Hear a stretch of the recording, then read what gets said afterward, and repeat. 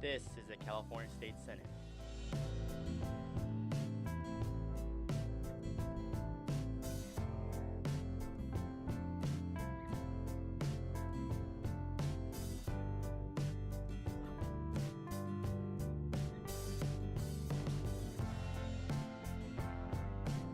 This is the California State Senate.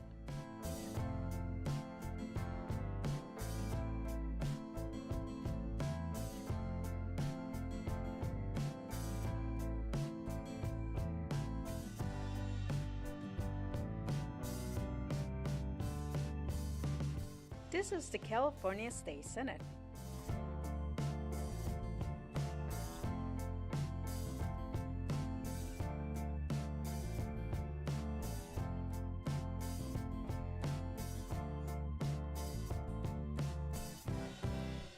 Esta es el Senado Estatal de California.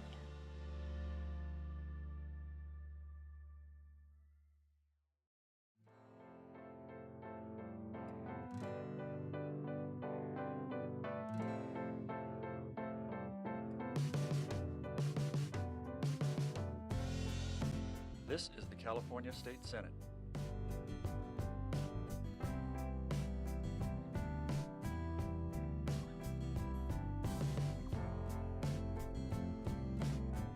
This is the California State Senate.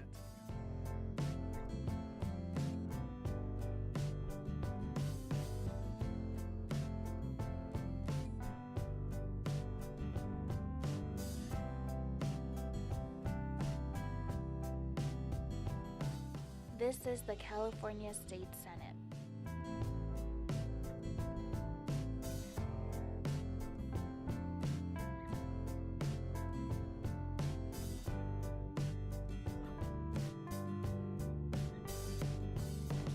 This is the California State Senate.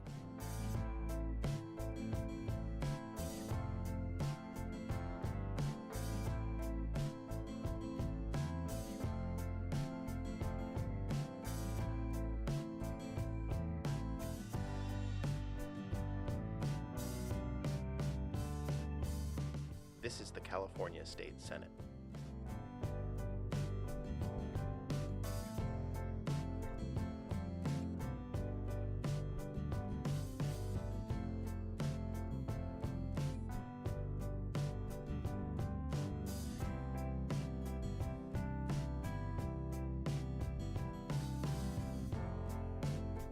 Este es el Senado Estatal de California.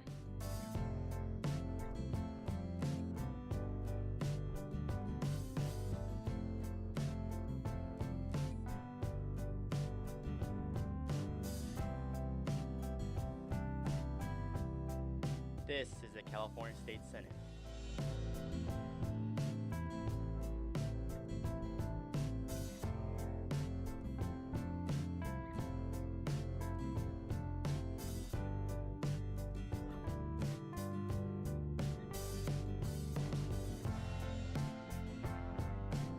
This is the California State Senate.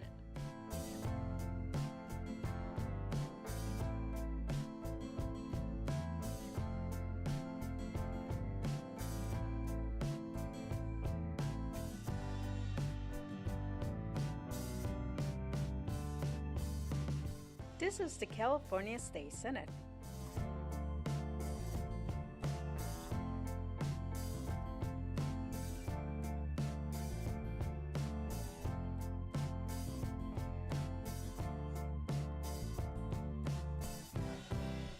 Esta es el Senado Estatal de California.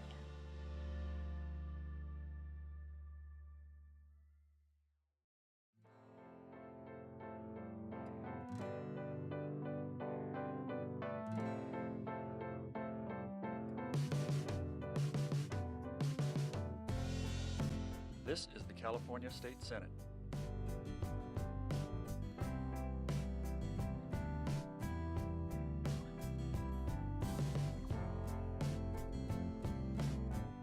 This is the California State Senate.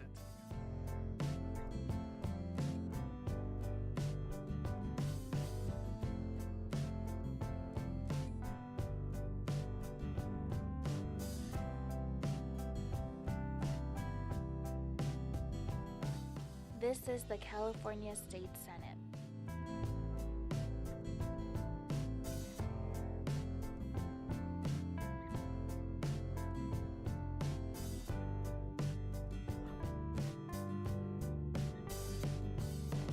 This is the California State Senate.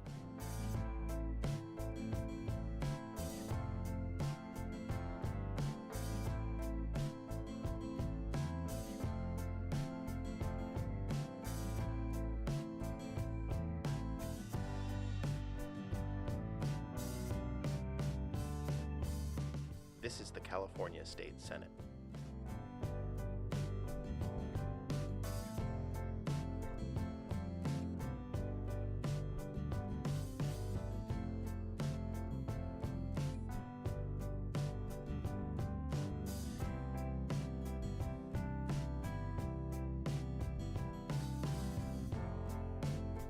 Este es el Senado Estatal de California.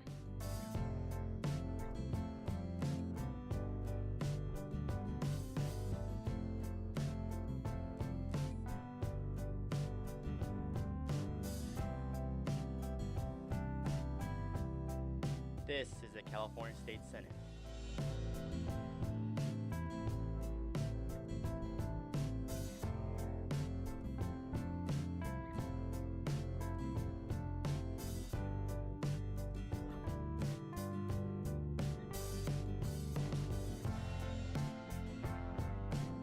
This is the California State Senate.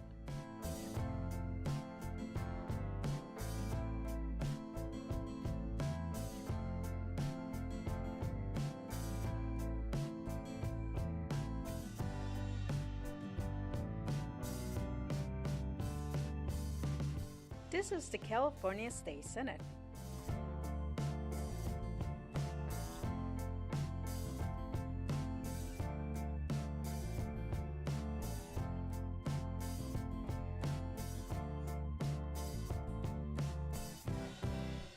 Esta es el Senado Estatal de California.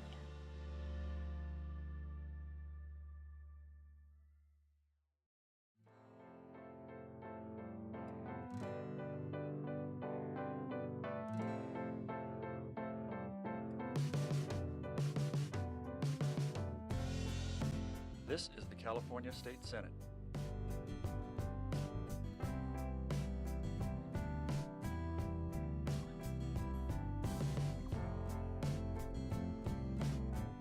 This is the California State Senate.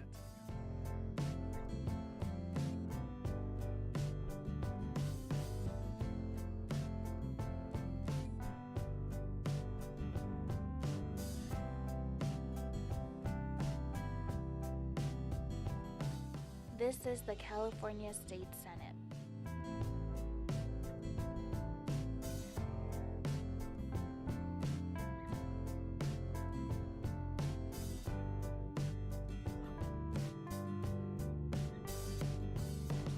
This is the California State Senate.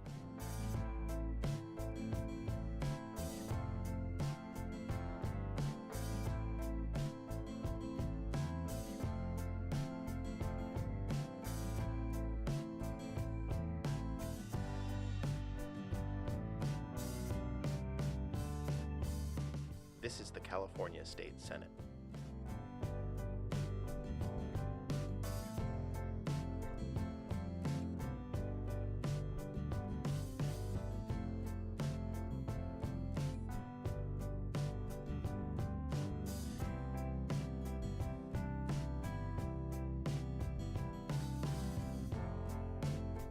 Este es el Senado Estatal de California.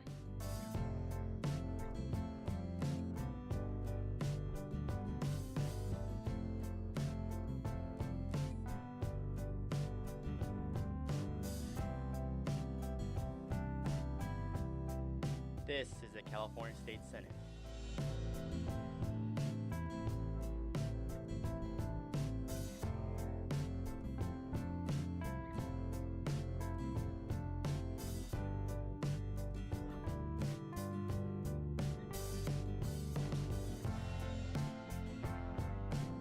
This is the California State Senate.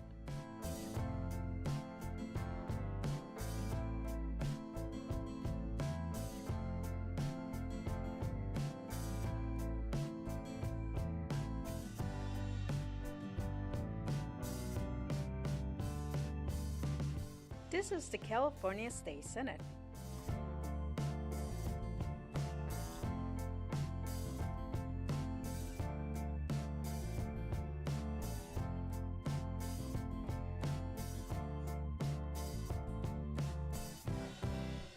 Esta es el Senado Estatal de California.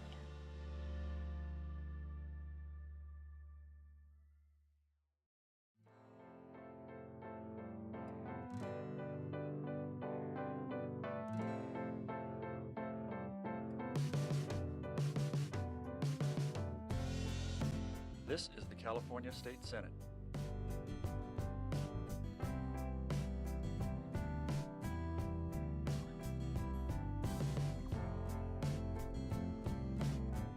This is the California State Senate.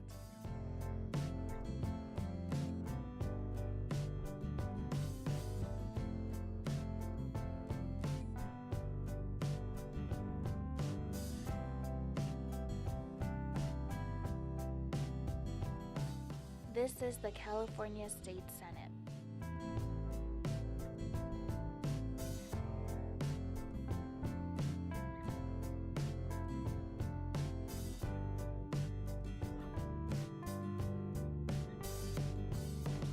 This is the California State Senate.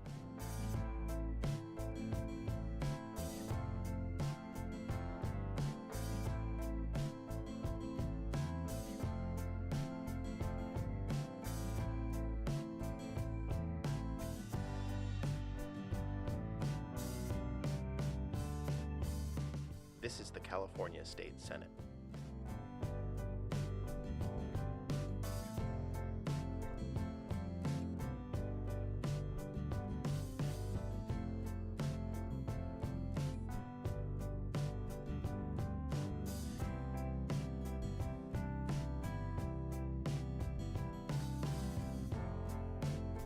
Este es el Senado Estatal de California.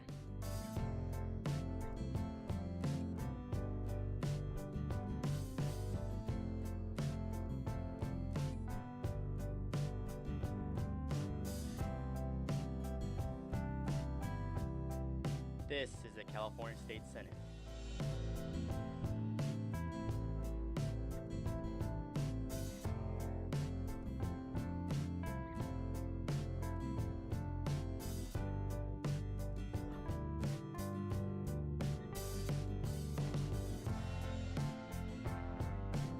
This is the California State Senate.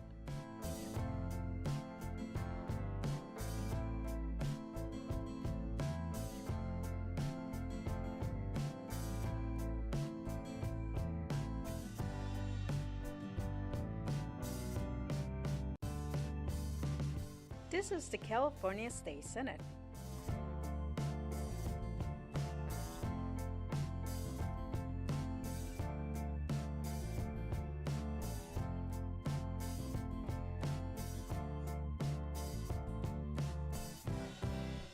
Esta es el Senado Estatal de California.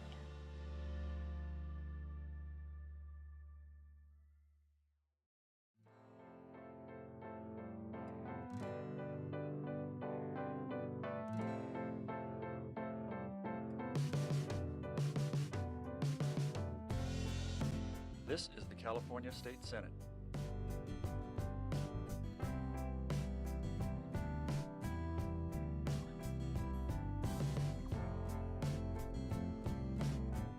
This is the California State Senate.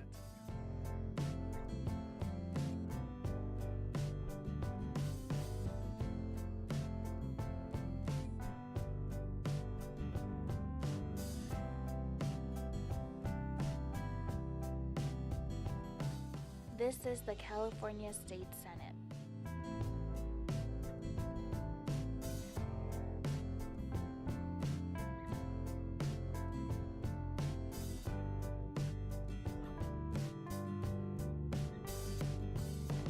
This is the California State Senate.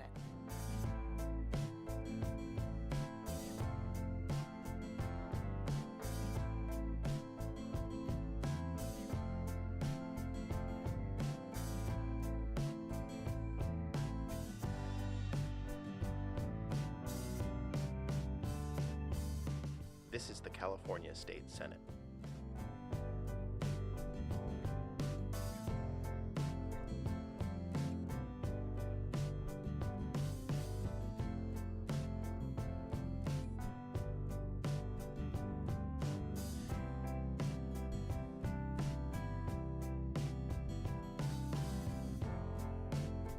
Este es el Senado Estatal de California.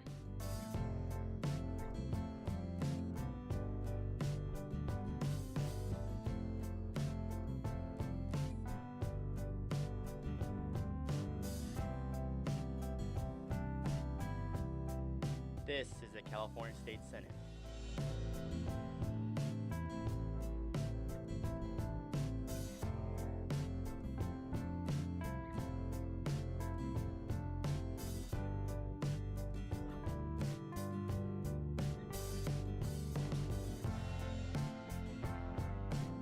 This is the California State Senate.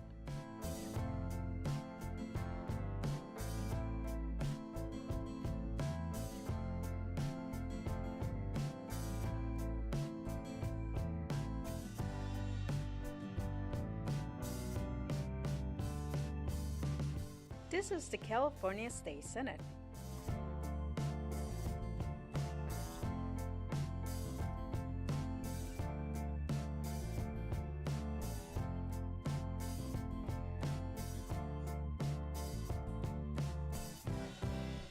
Esta es el Senado Estatal de California.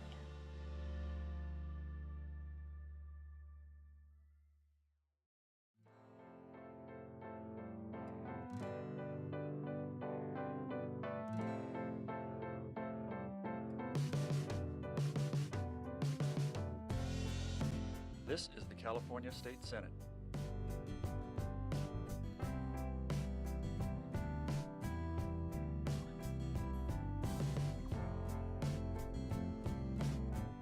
This is the California State Senate.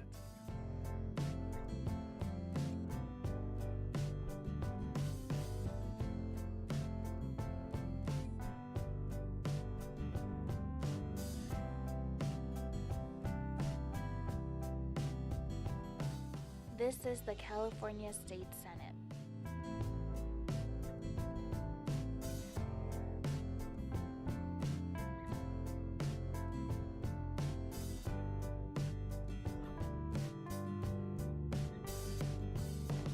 This is the California State Senate.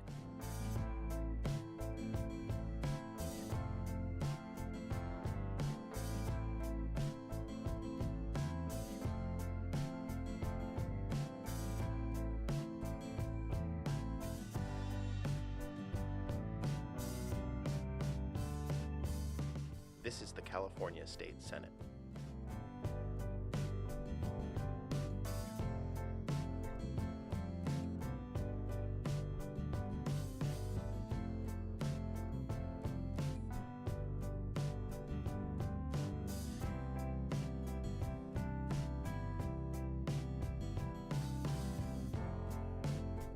Este es el Senado Estatal de California.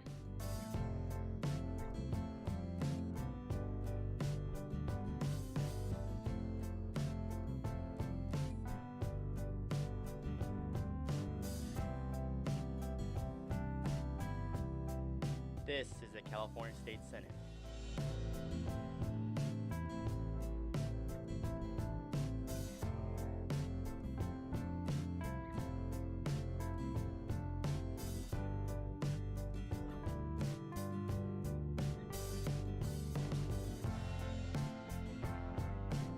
This is the California State Senate.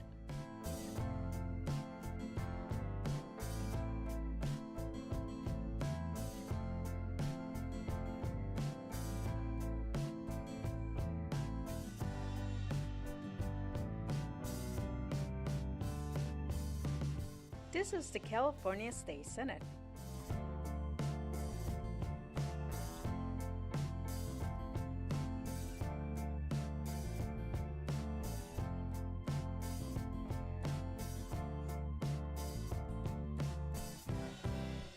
Esta es el Senado Estatal de California.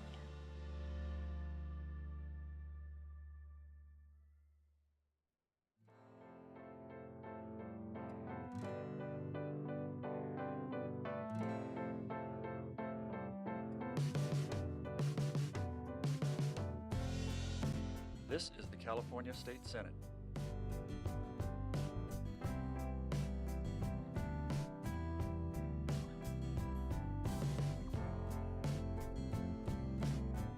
This is the California State Senate.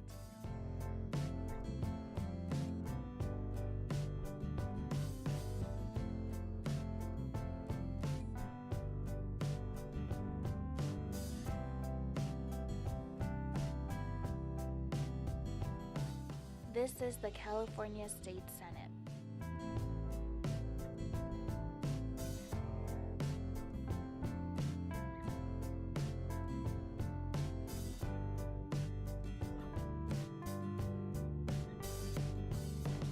This is the California State Senate.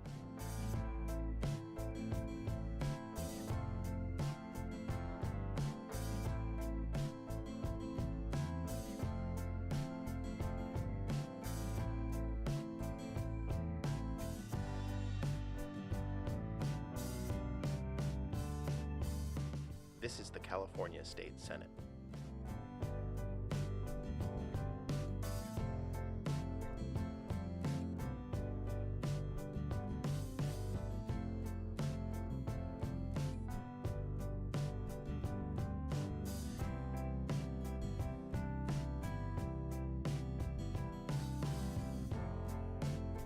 Este es el Senado Estatal de California.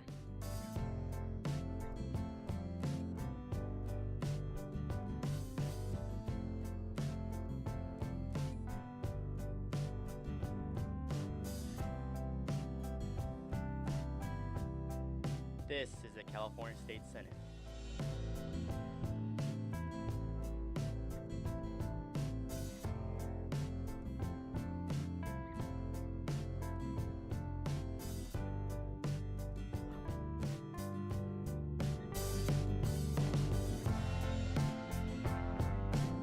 This is the California State Senate.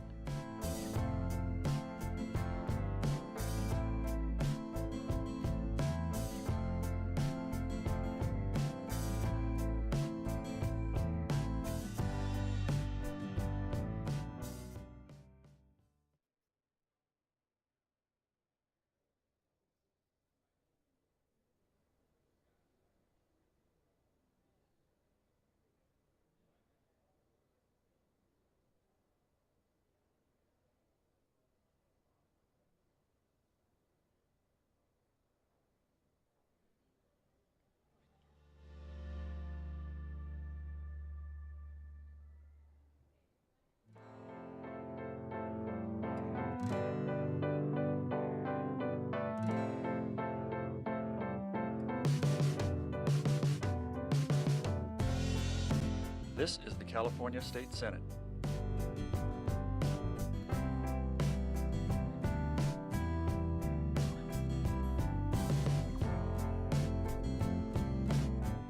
This is the California State Senate.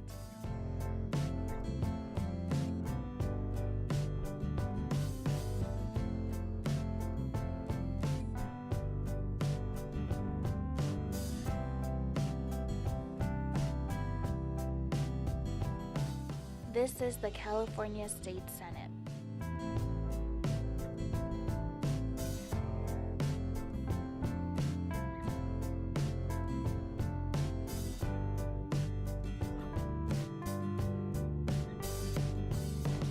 This is the California State Senate.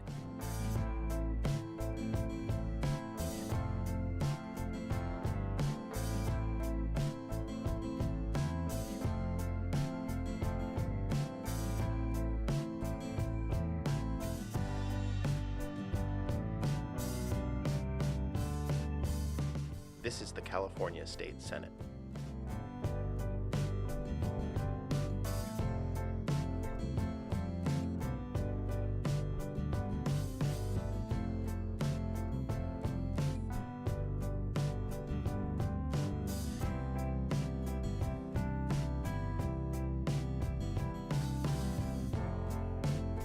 Este es el Senado Estatal de California.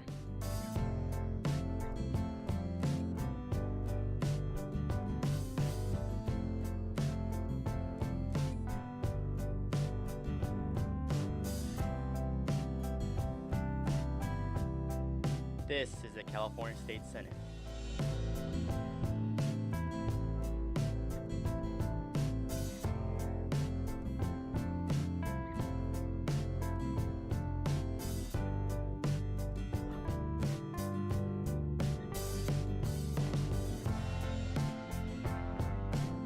This is the California State Senate.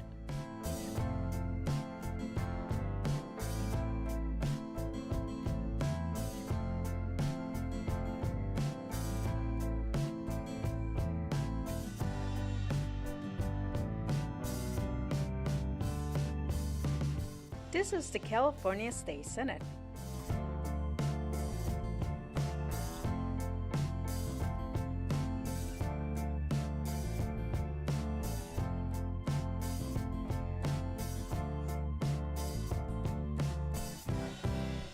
Esta es el Senado Estatal de California.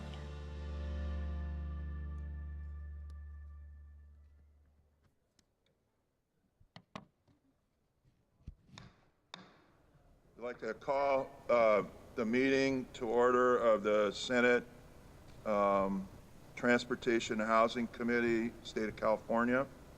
And we're having here today a hearing on jobs and the economy, the pre-apprenticeship and disadvantaged business enterprise programs for transportation infrastructure projects. We will be streaming this at www.senate.sen.ca.gov. So this will be streamed for everybody. If you want to go back and listen, or if you're interested, that's where you can find the stream of this meeting.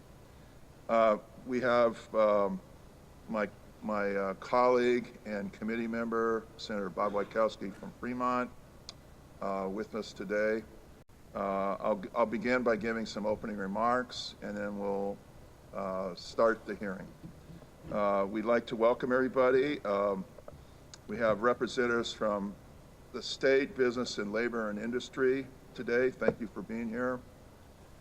We have those in the audience. We're going to have audience participation as well.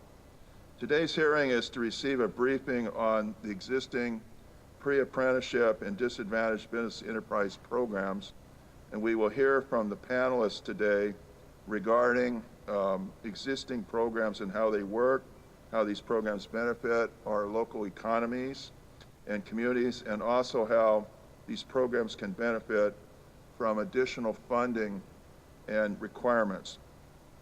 Now, currently, the state and local public agencies implement pre-apprenticeship and disadvantaged business enterprise programs. These programs are in place to assist individuals acquiring the critical skills necessary to excel in the workplace, and also allow local businesses to compete for contracts with companies with greater resources. I welcome our panelists here today to provide the committee members and the audience and those watching this testimony on how these programs are currently administered.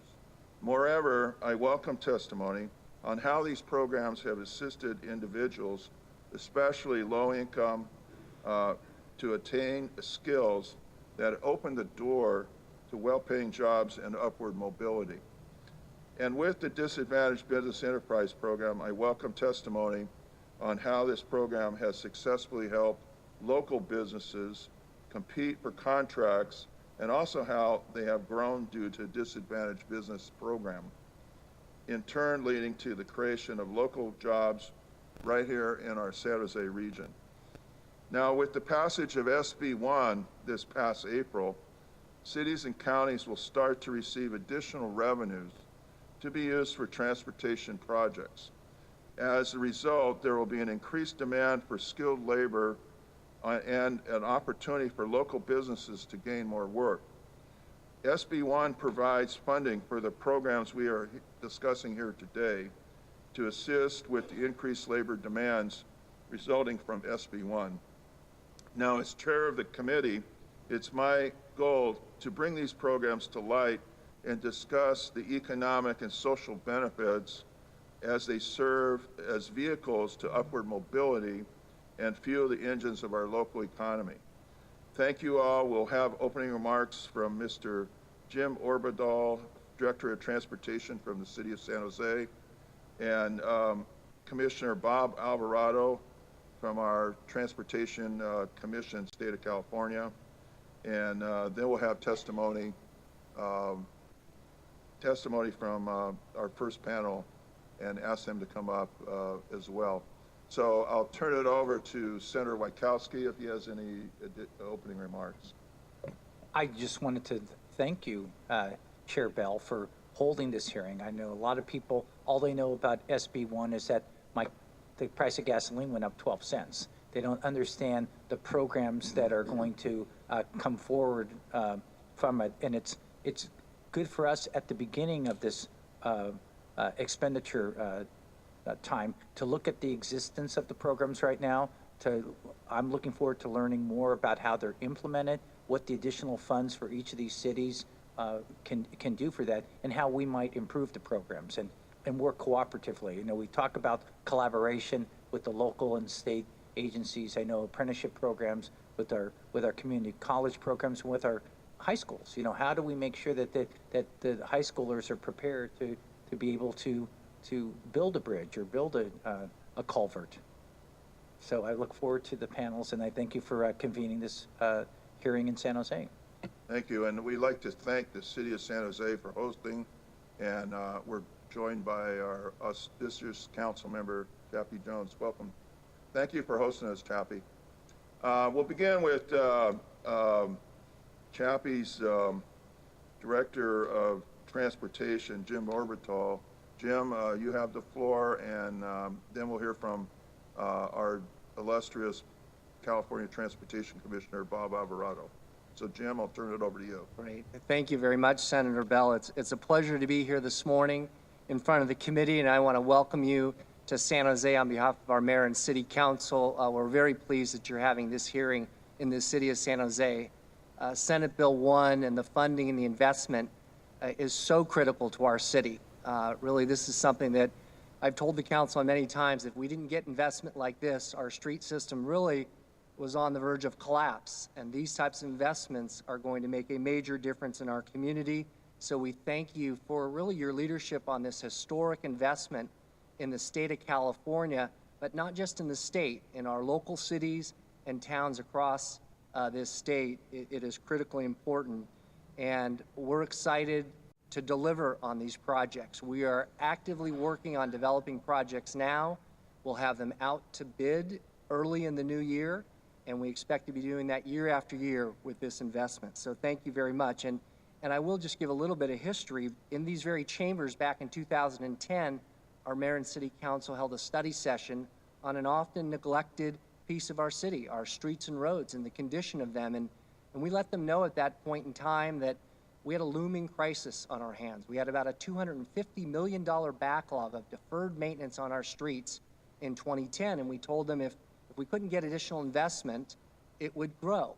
And sure enough, it has. And in 2015, our city auditor audited our city pavement maintenance program and determined that we used the limited funding that we got from federal, state, and local investments very well, very wisely, and very efficiently.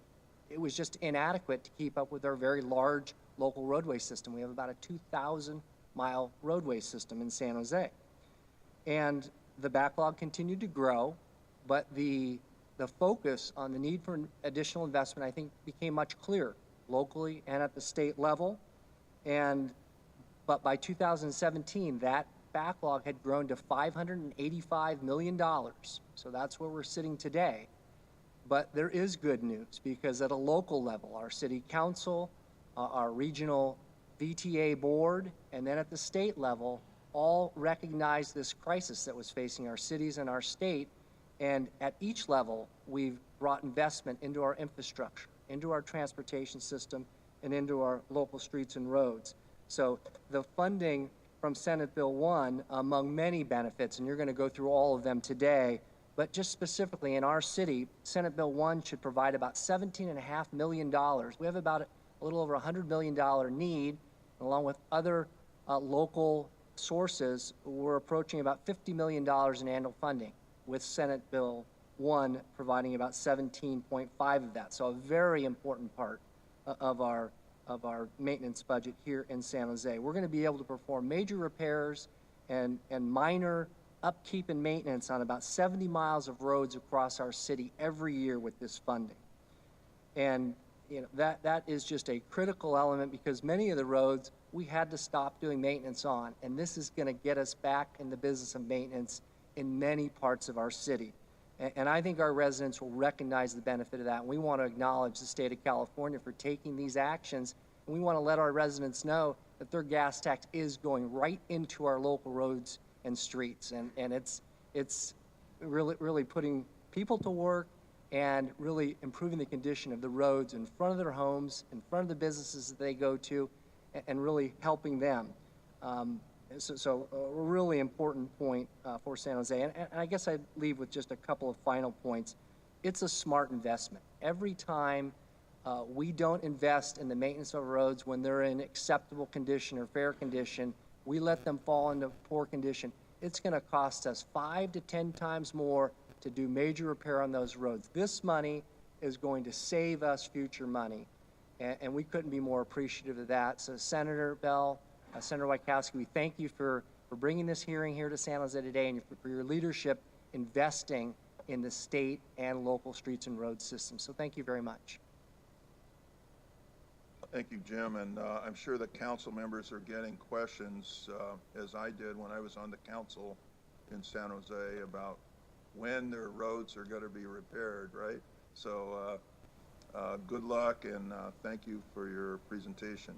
So I'll turn it over to Bob Alvarado, who's one of the senior members of the California Transportation Commission, chairman now, right, Bob?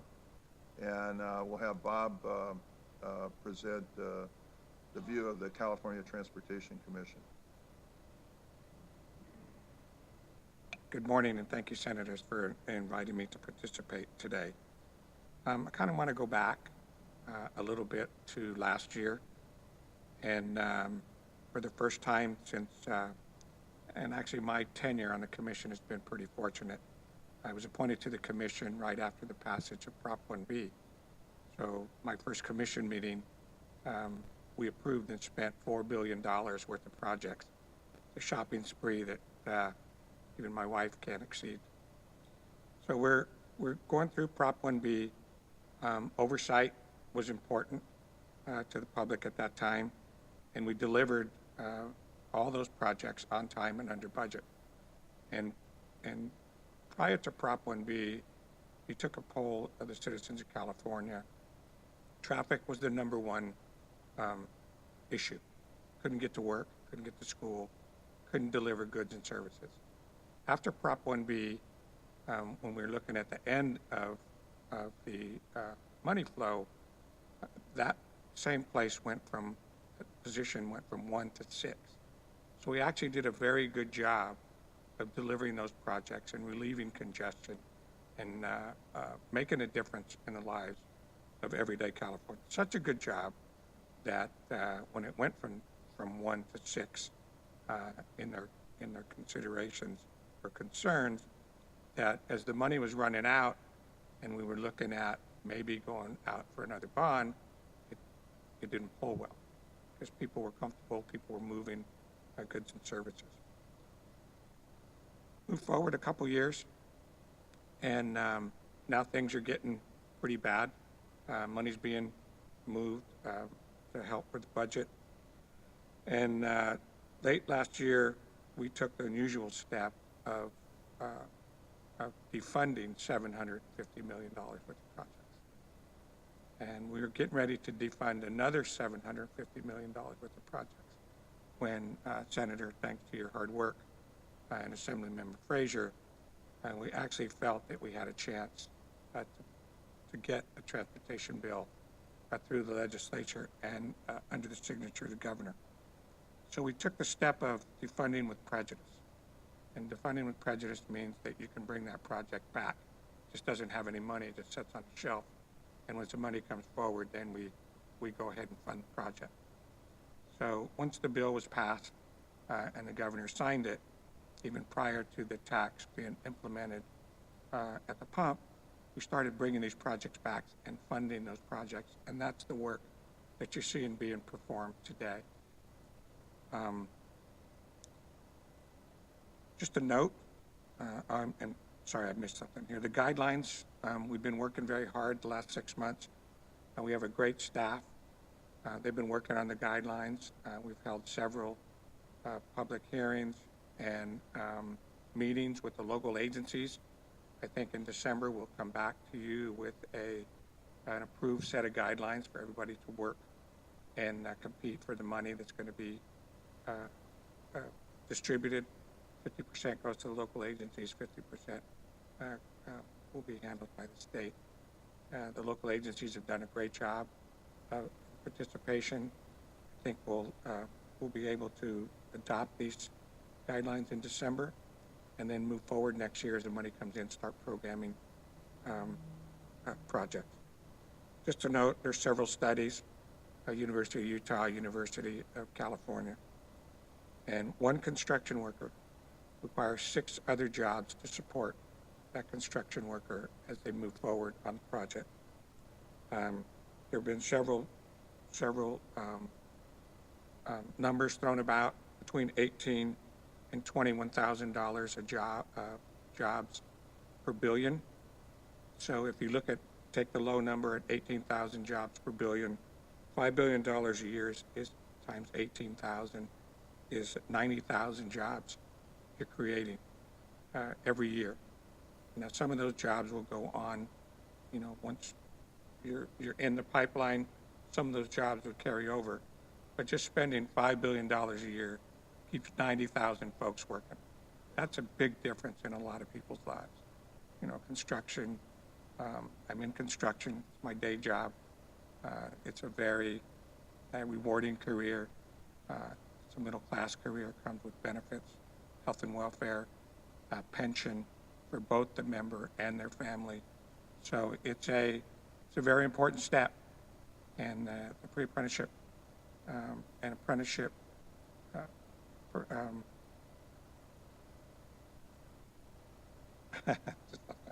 pre-apprenticeship and apprenticeship that you'll hear today are going to be a big part of taking that first step and putting a bunch of young men and women and veterans, which are a large part of this, significant part of this, to work. And if you're looking at 5 years worth of funding, that will literally take people from the very first day of their apprenticeship through journeyman status.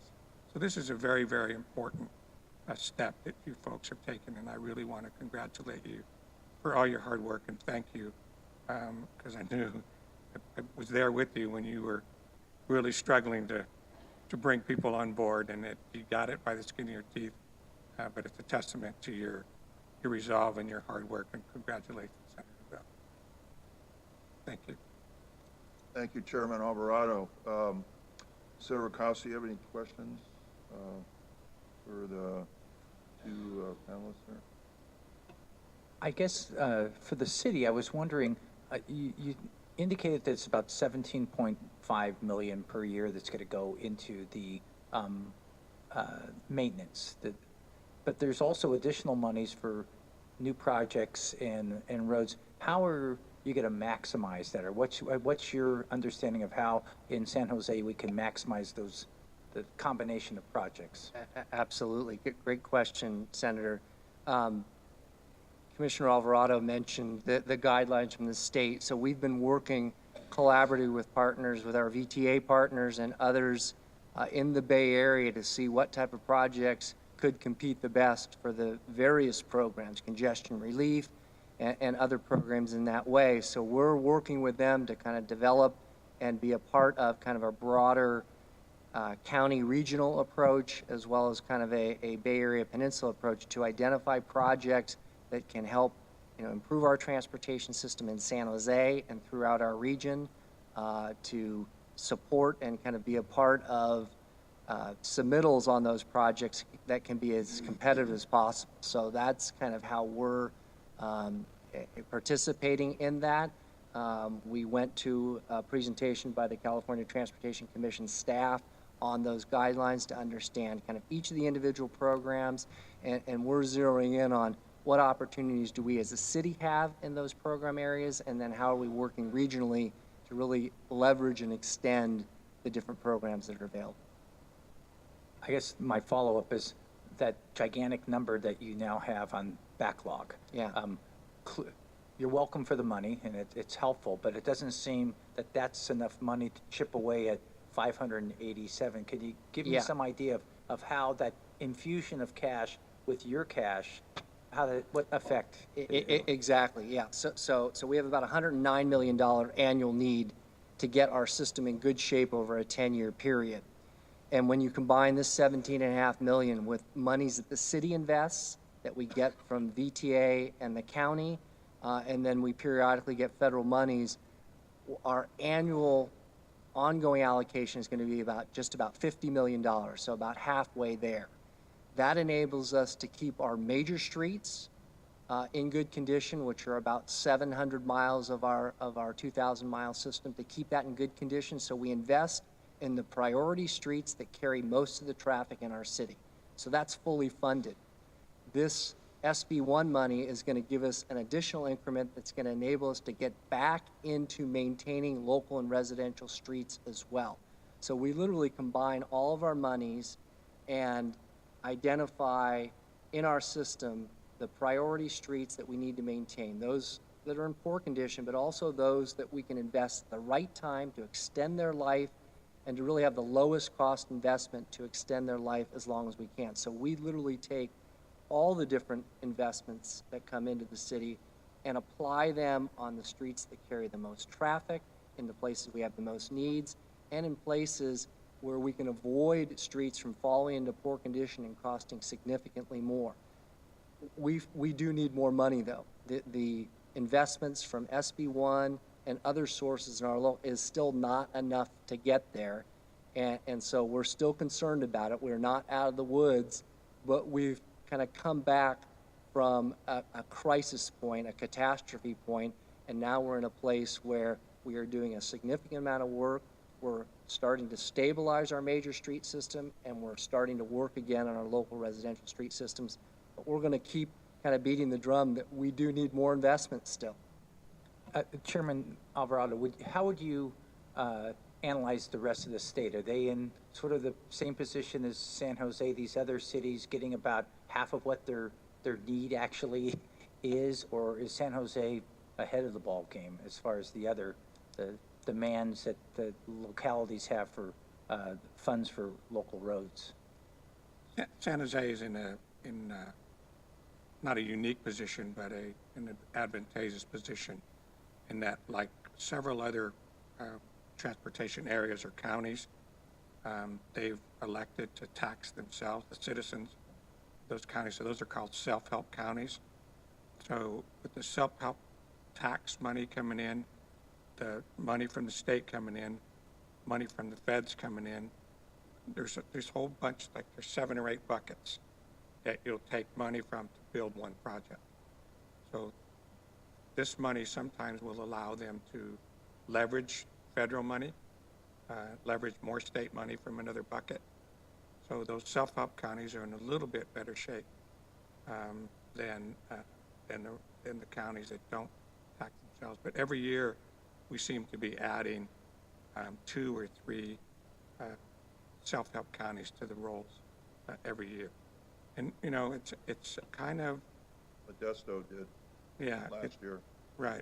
And it's kind of... Stanislaus County. It's one of those things that transcends state politics. Local people tax themselves locally, and the dollars stay local. And then you use those dollars to not only perform some maintenance, but to leverage against other dollars. Yeah, on the state's half of the money, I know there's a lot of rural areas that Main Street is Highway 12 that goes right through there, but then we have a gigantic need on just regular state highways, where I'm thinking of our bridges, Highway 84, Highway 92, that are state funded, that are going to be competing for these funds. is that going to be, how's that going to be split up with the competition that the rural folks have with just the general state highways that are the bread and butter of our, our urban areas? Right, and that's what the guidelines are for. The guidelines establish, and there's a point system. So the guidelines establish like need, condition, all the rest of the stuff. So they'll compete keep going back to the buckets, but everybody will compete and score in a point system. Those rural agencies will be looking at for. I appreciate you being here. One of the major strategic goals of SB1 when we wrote the bill, and it was kind of the first time this concept was put in a legislative effort. Of course, SB1, nothing has been done on transportation finance in terms of ongoing support for transportation since 1994, when the last increase occurred. So we put in the bill that, and I think it reflects the times we're in right now, that we want the money that's spent to benefit the social and fiscal and economic part of California that needs help. And the apprenticeship programs are a gateway to getting out of poverty. The small business development programs are also a gateway to creating a business and having people achieve middle-class status. And we want the money to stay in California, frankly. And that's one of the goals of SB1. We want the groceries to be bought in California, the housing to be bought in California, the cars to be bought in California, and not Tennessee or North Carolina or Utah or Texas. And we want the money to stay in California. And in addition, the city, we want the city to look at it as economic investment for their community. So we want the money that goes to San Jose to benefit the social, economic conditions that we have in San Jose. We've been much criticized in California for having one of the highest poverty rates in the United States, if not the highest poverty rate. And as you know, the cost of living is so high. So I would like both of you to reflect on that, and do you have any thoughts about the California Transportation views and then the Department of Transportation? We're not just putting out these projects to bid. We want the money to stay in California. We want the workforce to be in California. And Bob, you're an expert at developing workforce in terms of pre-apprenticeship, and the whole subject is your life's work, basically. So I'd like to hear what both of you have to say about that particular subject. Yeah, thank you, Senator. I would say for and I'm going to focus most of my comments on our maintenance program. Right. And we put contracts out to bid every year, and we also have staff in the city of San Jose in my department that fill potholes and do corrective maintenance work and that type of thing.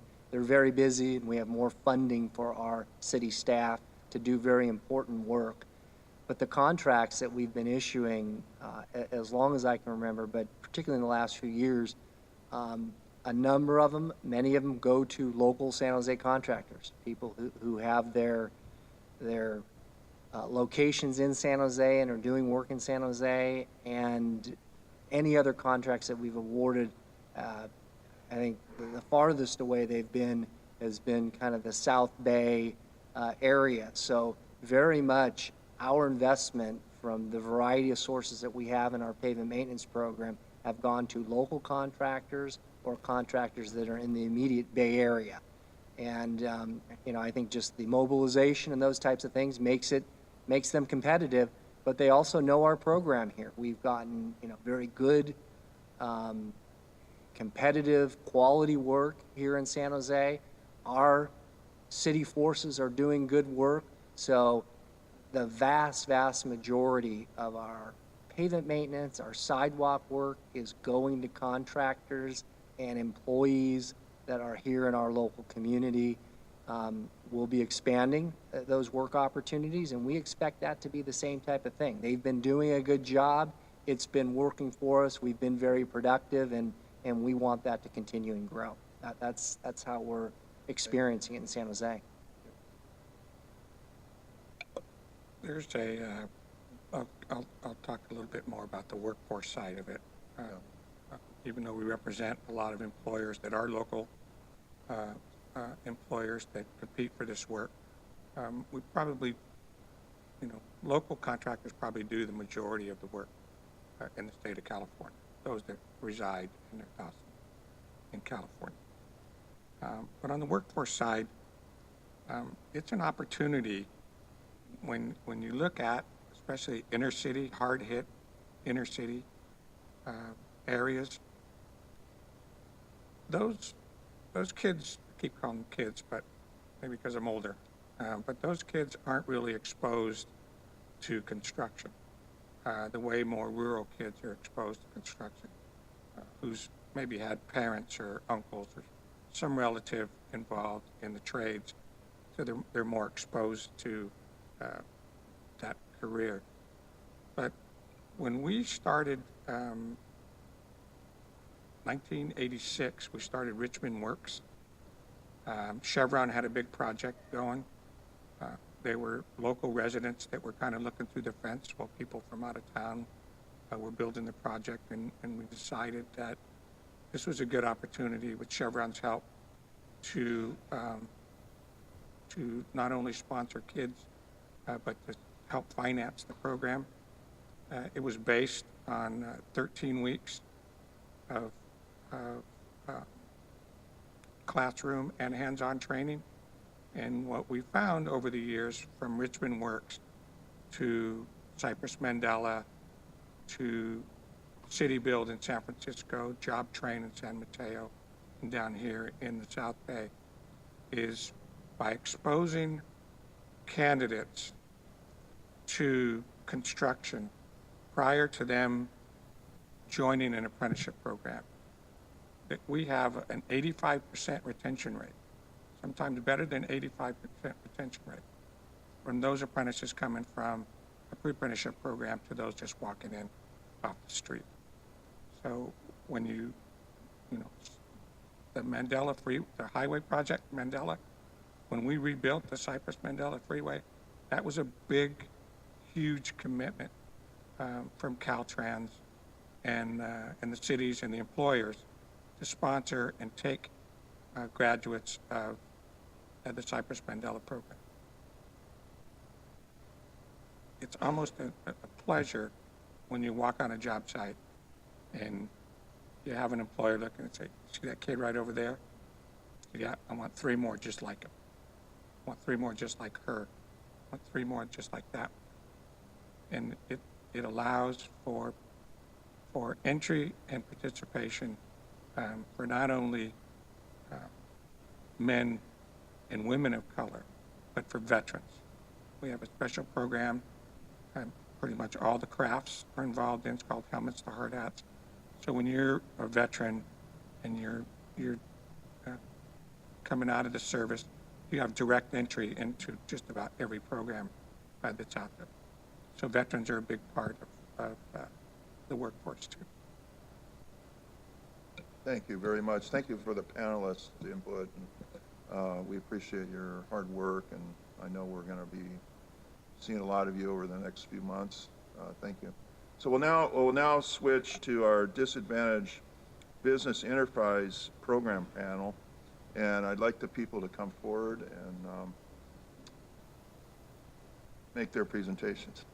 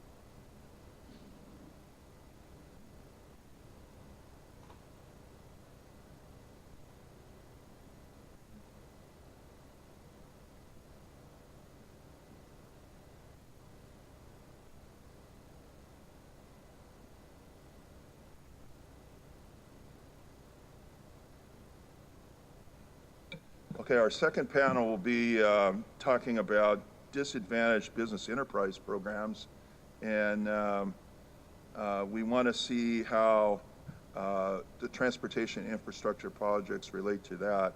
So we have Angela Schell, the Chief of Division of Procurement and Contracts with Caltrans. Welcome. Alice Giardelli from Giardelli Associates Incorporated. Welcome.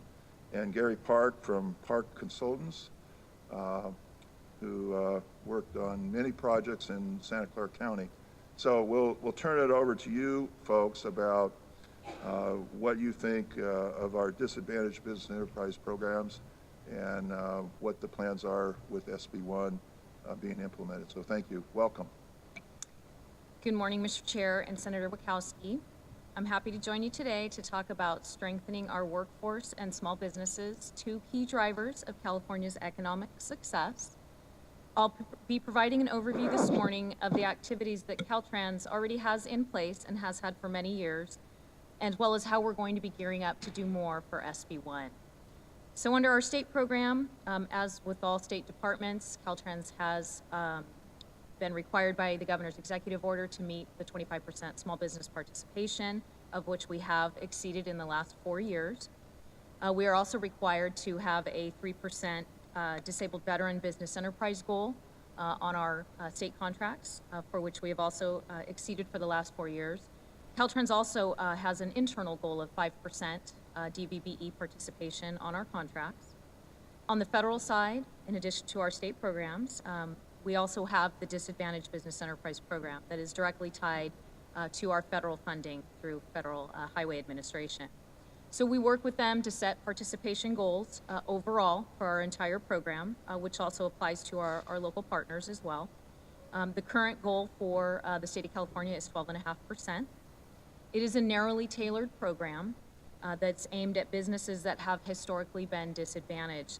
And this group often includes women and minority-owned businesses. And we have seen through Caltrans contracting and local agency contracting a significant increase in the participation of the disadvantaged businesses over the past 8 years.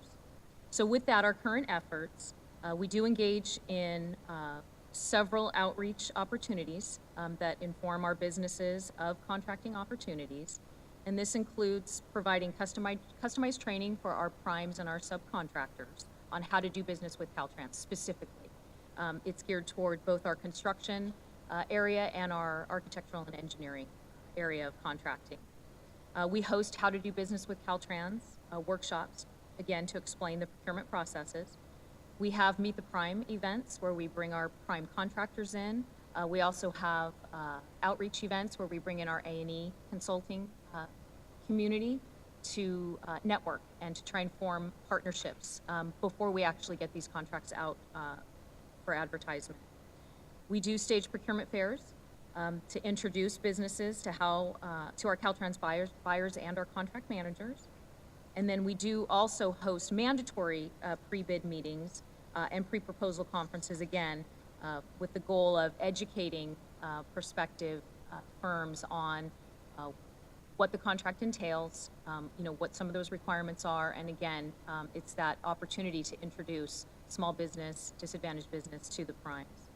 We are also an active partner in the small business community. We do chair a statewide small business council, which is an external advisory committee comprised of 28 representatives of women, minority, and disabled veteran business owners and organizations. Members include entities such as the Women Construction Owners and Executives, the National Association of Minority Contractors, the statewide Minority Chamber of Commerce Groups, and the Disabled Veteran Business Alliance. So this is a bi-monthly partnering activity that allows Caltrans to engage these organizations, again, many of whom are small business owners themselves and or disadvantaged business owners themselves. And we engage them to provide us feedback on how we're doing, provide us information on the barriers to being able to contract with Caltrans and local entities. It is also augmented by regional councils throughout our 12 districts. We also have subgroups that are associated with the Small Business Council, one such as the African American Participation Committee that is geared toward specifically looking at African American participation numbers on our federally funded contracts. We also participate in the Department of General Services Small Business Council as well. So we recognize the importance of activities that foster relationships between our prime contractors and our subcontractors. Caltrans has a CalMentor program. That's a statewide mentoring activity for our architectural and engineering consultants, which pairs small businesses with established prime consultants in a structured relationship for approximately 12 to 18 months. They benefit from that one-on-one technical assistance on how to do business. They get exposure to practical hands-on application, and the mentors lend expertise and experience that helps build capacity within the professional services industry, which is, again, one of those main areas that we need to be focusing on with SB1 is how do we build the capacity in these industries to be able to accommodate this upcoming workload. We also receive funding from Federal Highway Administration under what we call a Disadvantaged Business Enterprise Supportive Services contract. We've done them statewide, we've done them regionally. It provides no-cost training and technical assistance and business development services specifically for our federally certified disadvantaged business enterprise firms and potential disadvantaged business enterprise firms. So it doesn't just target those that are already certified. We're looking for those people that have that potential if they fall within one of the categories of the DBE program. We want to bring them in and have them get that training so that they can be successful. We also, on the state side, we do use the streamlined procurement process known as the Small Business Disabled Veteran Business Enterprise Option, which allows us to award contracts and procurements directly to small business and DVBE entities on a much more informal process. They submit we solicit quotes, submit quotes, low bid gets it. We have, competition of at least 2 of these types of businesses. It is specific to contracts and procurements under $291,000, which is a great opportunity for a small business to get their foot in the door with a state department. And then finally, we rely on our partnerships that we have established with industry organizations such as the Associated General Contractors, United Contractors, Southern California Contracting Association, and the American Council of Engineering Companies. And this is a way to really promote contracting opportunities so that they can get that out to a broader group of members. So under the provisions of SB1 and SB 103, Caltrans will be multiplying our existing as well as engaging in new opportunities for outreach efforts to be able to educate businesses on the upcoming work and what it actually takes to get your foot in the door. For the first time, SB 103 puts a 25% small business goal in statute specifically for the Department of Transportation, which we believe will allow us the flexibility to actually set contract goals for small businesses, which we've not done in the past. SB 103 also includes a directive on the federal side, which requires us to do all possible action within our legal limits to increase the participation of women and minority-owned businesses identified through our federal program as having a disparity, so direct to our Disadvantaged Business Enterprise program. We will collect the voluntarily reported data on the groups of interest and report it to the legislature annually. On the percentage of contracts that those entities are receiving. And then we'll also publish information on our contracting website and in relevant newspapers and trade publications, including those serving minorities. We are already, and I didn't mention this in my prior bullets, we are already posting all of our contracts on the Caltrans website, both our major construction and then our service side. Not just related to any of the new SB1 funding, but all of our contracts. So any entity can come straight to Caltrans, click on a button, and all of those contracts will be there. So these are all the aspects of the plans that are required by SB1 and 103 to increase our outreach, to increase by up to 100% the dollar value of our contracts and procurements that are awarded to our small businesses, disadvantaged business enterprise, and our disabled veteran business enterprises. So this is really just a summary of the activities that we are engaging in, that we will be continuing to increase over time as we are seeing the SB1 dollars come through. With respect to apprenticeship and pre-apprenticeship requirements, we want to make sure our workforce is strong and highly trained, and that those seeking training have a pathway to employment, recognizing the comments that were made from the previous panel about the significant number of employees that will be needed in order to process these contracts. So by law, our contractors that perform work on Caltrans contracts are required to have a certain number of apprentices on their projects. This ensures that you have the qualified students that are getting good hands-on supervised training and building career relationships. So we already have established that. Caltrans has a compliance program that enforces that on our contracts already. In addition to that, we are also participating in the California Construction Workforce Pilot, which is in partnership with the Federal Highway Administration and the United States Department of Labor and the Associated General Contractors, and also includes 10 workforce boards in Southern California to place 150 individuals into apprenticeship programs. It's a federally sanctioned program, if you will, that we're participating in to increase that opportunity. We also receive federal funding from Federal Highway Administration to administer an on-the-job supportive services training program. We've had this for many, many years in Caltrans, and one of its purposes is to foster a diverse workforce on federally funded construction contracts. And so its goals are to facilitate entry of women and minorities into apprenticeship programs. So it is essentially a pre-apprenticeship type program that is funded by Federal Highway Administration. And it seeks to help those individuals that are interested in, I am going to be graduating high school or I'm changing careers and I see all of these opportunities coming up. It gives them an opportunity to sort of test out whether they want to go through these apprenticeship programs. So we will continue using that avenue as part of our pre-apprenticeship support. We will also be expanding our support of pre-apprenticeship programs, working with the California Workforce Development Board to partner with these existing programs and hopefully new ones coming out that'll help prepare these individuals for successful apprenticeship and careers on our SB1 contracts. So just final comments. SB1 is essentially doubling the work to be done by both Caltrans and local governments. We recognize that. The state's existing industry and workforce is going to be strained to meet this demand. So again, we recognize that, and it's important for us to look for long-term solutions to be able to develop these resources. And we are committed to being a strong partner in this effort. So with that, I'm happy to take any questions you might have about the three programs. Yeah, thank you. We'll turn it over to Alice. Okay. Alice, and then Gary, then we'll have questions. Alice, welcome. Alice Ghirardelli. Thank you. Thank you. I'm pleased to be here. Thanks for inviting me, and thanks for your service to our state. Well, my name's Alice, and I'm a licensed civil engineer in the state of California. I founded Ghirardelli Associates in December of 1999, and we do just the construction management side of the public works project delivery. We are a DBE, a majority woman-owned firm, and we are headquartered in San Jose, where we started here. We've grown the firm to about 80 people, more than 80 people now, starting from one.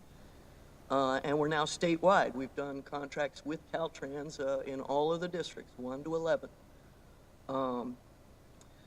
Ghirardelli is still in the DB program as a small business, but we hope to graduate very soon. We're the example of the kind of firm that we're supposed to graduate from the DB program, We participated when we first started in the Cal Mentor program as a protege, and now we've participated in several districts as a mentor. We mentor the smaller firms. So a lot of when I got my thoughts together, when I reflect back, I'm thinking about the earlier years. I'm thinking about when I was a 12-person company or a 20-person company and what the difficulties were. I also feel like I've maybe been up this learning curve twice, because before I started Ghirardelli Associates, I worked for another firm. And it was a woman-owned business. And I joined her when we were 17 people, and we grew that to 70 by the time I quit. And they soon after I quit lost their DB status, and they're huge now. They're one of my competitors, and that's fine. It's supposed to be that way. So I just thought I'd share a couple lessons learned from going up that curve twice, I think. What works, a lot of what Caltrans is doing really works. As I say, as I look back, we've had 31 total Caltrans contracts, but only 6 of them as a prime. And that's the more recent years, right? That's 25 contracts as a sub. So when you start early, the small firm only has the option of subbing in general, and we have to go chasing around for primes that'll have us. You must include the DBE and small business requirements, or they will not include us. We know for a fact when an RFP comes out from an agency without these minimum requirements, they don't include us at all. So it doesn't matter how good you are, the big guys are not going to give up a piece of the pie. So we must require the inclusion at least, and the state benefits from that. Obviously you get, you know, better ideas. It would be an awful industry if there were just 3 big companies out there deciding which one of them gets this job, you know. You get more diversity of ideas and technology and personnel, talent. So you must keep the DBE requirements in. And 25% sounds good. Also, you do a very good job, Caltrans does, and hopefully all agencies can maybe, you know, put this in stone, but the pay within 45 days. I mean, when we're a sub, the prime can hold our money. We turn the invoice in, and I can remember in the old days, we'd be 90 days out, 120 days out, and we still haven't received our money. And they, you know, please babysit that payment process, and Caltrans knows how to do it. Keep doing that. One of the things that is kind of doesn't work well as far as when you're down at this level is the sub is not included in negotiations sometimes. And the prime can go in and negotiate with the owner and just come back with a take it or leave it impossible requirement for the sub, for the DB sub. And then they've got an excuse for not using them maybe, like, oh, well, your only assignment on this on-call contract is a electrical inspector out in you-know-where. Reasonable negotiations of the contract. I've also had a prime use my resident engineer, which is the lead worker on a job, to be supported with staff. They used us to win a job. We won the job. And I was moving my RE from Northern California to get a foothold in Southern California. It really matters. You got to have the RE. And the prime went in and negotiated us down to half-time. I can't do that. I can't move a guy for a half-time assignment. So things like that can happen if we're not included in the negotiations. As you get, one of the really good things DPAC does is give us a good look-ahead report so we can see what's coming down the pipeline. I mean, months ahead of time, because it takes us a while to beat on doors and get a partner, you know, get a prime that'll take us on board to be on their team. So give us a good look ahead, and that works well. One of the things at Ghirardelli, our actual direct Caltrans work sometimes can be only 5% of our work all year. But state funding gets into local projects, as you know, those baskets of money that the city engineer talked about. So the reflection of all the same kinds of requirements down in the local programs are very important. This could be 90% of our work or more. Caltrans has never been more than about 20% of our work. But the pass down of the DB and local and other, you know, small business participations into the locally funded projects is critical. On a lot of those locally funded projects are where we've had many of our most rewarding training and apprenticeship opportunities and successes. I wanted to share a few of those with you. That years ago, I was a res engineer on the Richmond Parkway. That was back when I was with the other company.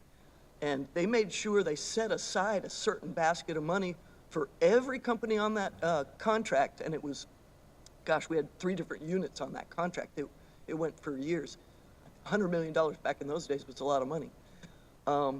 They set aside a basket of money just for each of those companies to hire 2 trainees, but it had to be from the local zip codes. You know, so I got my 2 trainees from the local zip codes. One of them didn't meet us halfway. One of them didn't, you know, do what's required to go to work. But the other one is still with me today. I hired her from that other firm. She's been with Ghirardelli, and she's our statewide safety officer. She's in management. And this was a real elevator from a single mother in Richmond to safety officer in management of an engineering company. It was an elevator, upward mobility. We also had an opportunity to participate on 3rd Street Light Rail, where they allowed us budget to hire trainees. And if you're on a job for 2 years, you learn a lot. We've had opportunities on a BART job to hire a trainee, BART to the airport. This is upward mobility. It's workforce development. There's a job in Hunters Point. We were able to hire a couple of inspectors, and one of those ladies is still with me now. She's a good lead worker out on the Port of Oakland redevelopment work. So upward mobility is being done through your apprenticeship programs now. It is being done. You're accomplishing it. So more of that would be great. We have a workforce shortage. We need to develop workforce. We can't get enough qualified people to do the jobs, and I think you'll hear that from the contractor side when they come up too. 98.6 is not enough. They need to have certain training. I believe in that so much. Just as a business owner, I have to go out and do something myself about it. So I contacted a Laney College professor, and he allows me to substitute in and teach to his students at community college. Here's what engineering is. They don't even know, you know? So reaching down to the community college level, business owners like us have to do some workforce development ourselves because the people aren't out there. We need more of that. And more cooperation and help would be great. After the beginning part of the curve, what I call is the middle curve, you know? And that's the key point. Are you gonna graduate or not? Can you get through this middle curve? It's somewhere around 40 people or so. For both of the times I've been up, it seems you get a stall about 40 people. And one of the things that would really help, or already does help, to get over the stall in the middle curve here is prime opportunities. You cannot graduate the DB program without getting prime opportunities. You cannot stay a sub. And there are reasons for that we could go into. I'll sum it up by just saying control of staff. You know, what happens when you're not the prime, you get negotiated down to a half-time position, you know, take it or leave it. When you're the prime, you have control of staff, you can plan. You're not at someone's beck and call, at someone's mercy. And so please continue to divvy out smaller prime contracts. Caltrans divided up the statewide structures contract, and that was a success. Dividing it up by district instead of one big statewide. Anything you can break up into single-digit millions, not double-digit millions, would be great. You know, 5 million's a nice little target for the guys in the middle ground. They can start priming. And then the big guys actually ask to be our sub now. You can flip it around. So I guess that's it. Just been up the curve a couple times. A lot of what Caltrans does, what the state does, works really, really well. Please continue it and do more of it. Thank you, Alice. Now we'll turn to Gary. Good morning, Honorable Chairman Bell and Senator Wachowski. I live in Fremont in your district. I work in your district, San Jose. Thank you for allowing me to speak today as part of the hearing process. My name is Gary Parikh. I am the founding principal of Parikh Consultants, a small and DBE firm headquarters in San Jose. We provide geotechnical engineering services which designs foundation systems for projects primarily in transportation and transit sectors such as highways, rail, and bridges. We work on a lot of Caltrans projects, a lot of self-help counties, measure county projects, local agencies. We are generally, like Alice mentioned, we are generally a part of a larger design team relying on prime consultants for our share of the work. Believe me, it is very difficult to break into this kind of business and compete against large, established firms and make a living. Even though we have the zeal, the expertise, the commitment, and the passion to do a good job and be somebody, we would have no one to open the doors for us. The DBE program, MBE program, SBE program is a godsend opportunity that opened the doors for us, give us that first break to prove ourselves and establish a rapport and relationship with clients. Thanks again to Caltrans and other self-help counties. The DB SBE program is never been a handout. It is not a handout, but it's only a helping hand. I'm very pleased that the SB1 program will have a good percentage, 25% of participation by year 2020. Many small and DBE firms who are struggling to open a business or to survive or to grow will extremely benefit from this program. The increased funding can provide much needed reliability for firms to develop a strong business plan. For a business plan, you need some goal, some future, some stream of funding coming in. We cannot live day to day. What are we going to do tomorrow? What projects? It doesn't work that way. I want to share something with you about our experience in a DBE program and how it benefited firms like ours. I started in 1993 as a one employee with a line of credit and no projects in hand. April Fool's Day. Only asset I had was a portfolio of some past satisfied clients and transportation experience and quality track record with then known as SCCTA, Santa Clara County Traffic Authority. Chaired by? Beg your pardon? Who was the chairman? You were. Eileen Goodwin and Mike Evanhofer. That's where I first met you. Thanks to you. So with that. Built Highway 85. Yes, 101 absolutely. and 237. So it was their DBE program. Then 209 was not in place.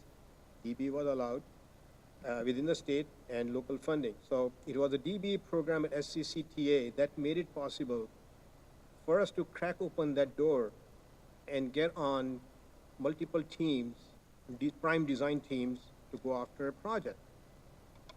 Our own project, 237, 880 interchange project, one of the largest interchange projects, $64 million interchange project in the state at the time. So we ended up on multiple teams. It was a win-win situation between us and Prime, and SCCTA. There were a lot of contracts, 11 contracts as I remember, and 11 different primes who would be working on that. We ended up on, with God's grace and with our experience and our luck, we ended up on just about all the prime teams as a sub to provide geotechnical engineering services. SCCTA realized then that Parikh is on these teams here, so they thought about an idea of combining all of these into one prime agreement and made us a prime, still providing services to all those individual firms as a sub to them technically, but we were still a prime directly with SCCTA. What it did was teach us the ropes, teach us how to do accounting, teach us how to do reports, teach us how to manage our contracts and on-time delivery, quality control, everything. It also shortened the payment period because our invoices would go directly to SCCTA, SCCTA would turn around and pay us. I agree with Alice. Our public transportation participation in current date, I cannot see any money for at least 120 to 150 days. And that's a pretty standard. So we have to have enough cash flow reserve to pay the bills because our vendors who are contractors, subcontractors, they will not wait. They are small firms, they will not wait. Drillers and other traffic control companies, they cannot wait for 120 days. So we have to fund that up front. So with that particular project, what we did was my contract was $300-something thousand for 6-9 months, which was a very big number. We took that and then we went out and got leases for equipment. We bought equipment. We set up our lab to be a viable geotechnical engineering firm and bought softwares to excel in our business, to be the best geotechnical engineer out there, bring in value engineering into the program. For the first 2 years, SCCTA's projects and the DBE program helped us grow from our humble beginnings of 1 in my basement to a staff of 25. I support actually 25 plus families right now as I see it because our company is a very closely knit culture. Today, we can take pride in having worked on some of the largest projects, which I would have never dreamt of. Capitol Light Rail, Wasona Light Rail, BART to Warm Springs, BART to San Jose, Gary is hopefully BART Tube, right across the street here. All the highway, most of the highway program, Highway 85, 280, 880 interchange, express lanes, and we have kind of expanded down in LA, Crenshaw Light, LA extension to the airport, and a lot of projects that we take pride in, and award-winning projects. If it wasn't for that first break that we got from SCCTA, I actually referred to them as our mothership, and the DBE program that they provided, we could not have excelled in this field and received over 37 engineering excellence awards. As such, Mike Evanhoe gave us a letter of certificate of commendation when we saved VTA, SCCTA, $5.7 million on one of the interchange projects, Dixon Landing Interchange, by value engineering that, and our total fee was $2,500, which saved them one whole season in construction and $5.7 million of taxpayer dollars. So we look for those opportunities. We want to return something back. We want to excel in our field. And I think that's where we got the opportunity. There are a lot of people out there. I think there are a lot of small firms, entrepreneurs, who are dreaming for these things, this kind of success. They just don't have the opportunity. I still see a lot of entrepreneurs approaching me and said, can I consult with you? Of course. I sit down and explain to them how we did it, how they can do it, and they can start a small business or DBE firm. I think this SBA 1 program is an excellent opportunity for such firms to start, to grow and flourish and be successful. Large firms are needed. They're also needed to help mentor these small firms that they can thrive and be the strong backbone that supports California's economy. We all together, large and small firms, have to encourage and help more qualified professionals in our community to see that they have equal opportunity in having a bright future for themselves, for California and the country. I think SB1 program is one of those opportunities for all. Thank you for your time and listening to my story. Thank you for the three panelists. Senator Rakowski, you have any questions of our panelists? I had a question for Chief Schnell, or Shell, excuse me. We've heard the two small businesses, and I was wondering your comments on the doubling of funding. Is this going to allow, what's the, we doubled the goal. Go up the curve again? Yeah. Can we go up? Are small businesses going to be able to grow and have these opportunities become prime, or is it just going to be sort of a Band-Aid where we'll have these small businesses will be created and then disappear? How do you respond to these comments? So with respect to Alice's comment about, always being the sub, we vetted that with our Small Business Council and have for many years, and that was one of the things that they told us was, look, we can't ever graduate if we're always going to be a sub and not a prime, but we need that opportunity. So what we've been doing is looking at ways to break down our contract sizes into smaller opportunities so that they can come in and be a prime, because there is a significant difference between being a sub and being a prime. You take on all of those responsibilities, and what we don't want is for them to jump in because they desire and then not be successful at it because they weren't ready. And so that's what we have been actively trying to achieve over the course of the last few years, is to break down these contracts into smaller bites so that, yes, we do have small businesses that already have had experience as subs jump up into that market, and then eventually they do graduate. That is the goal, is to graduate out of the program so that you become that prime that then mentors. I guess the question is that we're doubling these programs over the next every year. So do you think we have enough incentives so that people are going to leave the big firm and decide, I'm going to start my own firm? I mean, that's that sort of, a lot of people are trying to read the tea leaves right now and saying, do I stay at the mothership, or is this my time? And how do they see themselves growing after that first subcontract that they may achieve? Well, I think, from a Caltrans perspective, a department perspective, what we want to be able to do is to show them through our look ahead reports, through our posting of what is coming up, so that as a business, they can look at that. We can give them training, we can give them support, so that as a business, they can make that decision about whether they want to jump in. Yes, the statute does require us to double the dollars that are going to these particular programs. We have the 25% hard goal now. It's not just an executive order, it's actually in statute. And then the doubling of the dollars for our disadvantaged business enterprise program. And so by showing them what the opportunities are, our hope is that, yes, they will see a future rather than just a one-time. So my last question would be, of the current disadvantaged businesses that do business with the state of California and Caltrans, look into your crystal ball and let me know how many of these people are going to have this opportunity to graduate. What type, because of the funding that we set up, is this going to really create opportunities? Because we're going to hear that from our colleagues. Are we going to see people not just creating more disadvantaged businesses, but are we going to see graduation that they become mainstream?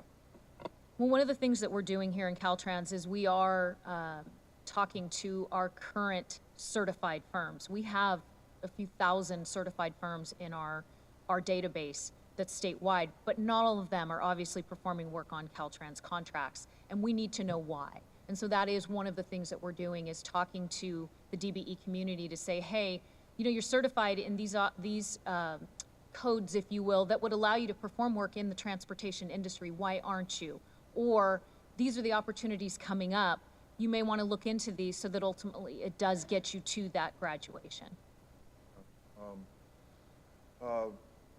SB1, when we doubled the goal, basically, we said, oh, it was kind of like a little, I put that in there myself. I was the one, I put it in there to have a little shock value, because I wanted to have a little, like, jolt to the culture of the existing system, okay? It was like a little jolt. And then when I did it was kind of interesting. I went around and talked to my colleagues in the legislature, and they were like, wow, we're really interested in this. We want to do better. We want to have some specific metrics on performance, not just as Caltrans as a whole, but for each district. They want to know what's going on in their communities where they are representing, and they want to see how many of the small businesses, how much increase, how much streamlining of the process we can do. And so that resulted in the budget trailer bill, SB 103, okay? So we actually have two bills. SB 1, we kind of started the ball rolling. We put the little shock value, doubling the goal and so forth. And then SB 103 came around, and we worked with my colleagues that we got a bunch of them that were very interested. I think Senator Bradford was outstanding on this, and because of his background and knowledge on the subject. And so we really worked hard on that. And I think what we're going to be looking for is performance metrics, setting some standards of how we're going to achieve the goals that we want to have. And so the question I would have for you, based on your experiences, you told us stories, both of you, just inspiring stories, actually. I didn't know Gary started his business in a basement. Is that the only place you can have, Gary? And then Alice just had to go through all these cycles and barriers and breaking the glass ceiling, if you want to say it that way. And so inspiring, those stories. How would you help us establish these performance metrics? And then I had one other question. I have a passion for mentoring young people, disadvantaged backgrounds, and I've been working hard with the foster youth and and so forth. And I think the stories that Bob Alvarado talked about, Richmond, and it seemed like maybe Alice, your story was connected to that in what he was talking about with the Richmond project that you had. What kind of things can we do to inspire young people to get into these construction careers, and how can we set up a better way of supporting them as interns and so forth, or beginning level staff? So those are the questions. Performance metrics. What kind of performance metrics do you see? And Angela, you can comment on your perspective as somebody that's worked with Caltrans. Can we do it by districts? I want to see how each district does. You know, I think the legislature is interested in how their home district is doing, you know, and they want the metrics from each district. That's interesting ideas. I think on the performance metrics by district idea, you know, we'd want to get a group together and brainstorm about that, but the kind of first ideas that I come to are really almost a customer survey. Customer survey. A customer survey of the DBs in that district. How's it working for you? Yeah. And you might get very different responses by district. Yeah. And then also, you know, we all love math. You know, you got to just start plucking some numbers as well, and we'll get the committee to start looking at what are the fair numbers to pluck and look at. I talked to Senator Bradford about this. He's very interested in establishing a rigor procedural, like way we as a legislator could get a report, and monitor progress and so forth. Certainly, in graduations. A fair way, in an easy way. Certainly, how many firms have graduated from the district is an important metric, isn't it? Yes, right. I think so. Yeah. With regards to mentoring youth, and you know, I just that's just really close to my heart. You know, if I wasn't going to be an engineer, I was going to be a teacher. And so now I get to kind of do both. Now that I'm CEO of a company and I don't have to actually kick the dirt myself, I get to do more training, and all of us need to do that in our profession. Our education system is not turning out engineers at the rate we need it to turn out engineers. And it starts way back in like 9th grade, I think. So I can't really help the high schools, but I can go try to dip into the community college level. And, you know, I'd encourage everybody in our profession to try to volunteer a little bit at the community college level. My class that I teach under Joseph Tanios's auspices over at Laney is just introduction to engineering careers. What is engineering? And even though I'm a civil, I just go through mechanical, aerospace, electrical, and just give them ideas of what it is and what are some of the types of jobs you can get. So, you know, encouraging, mentoring. I'm sure there are some maybe Boy Scout or Boys and Girls Clubs venues that we could get into as well that reach the younger kids.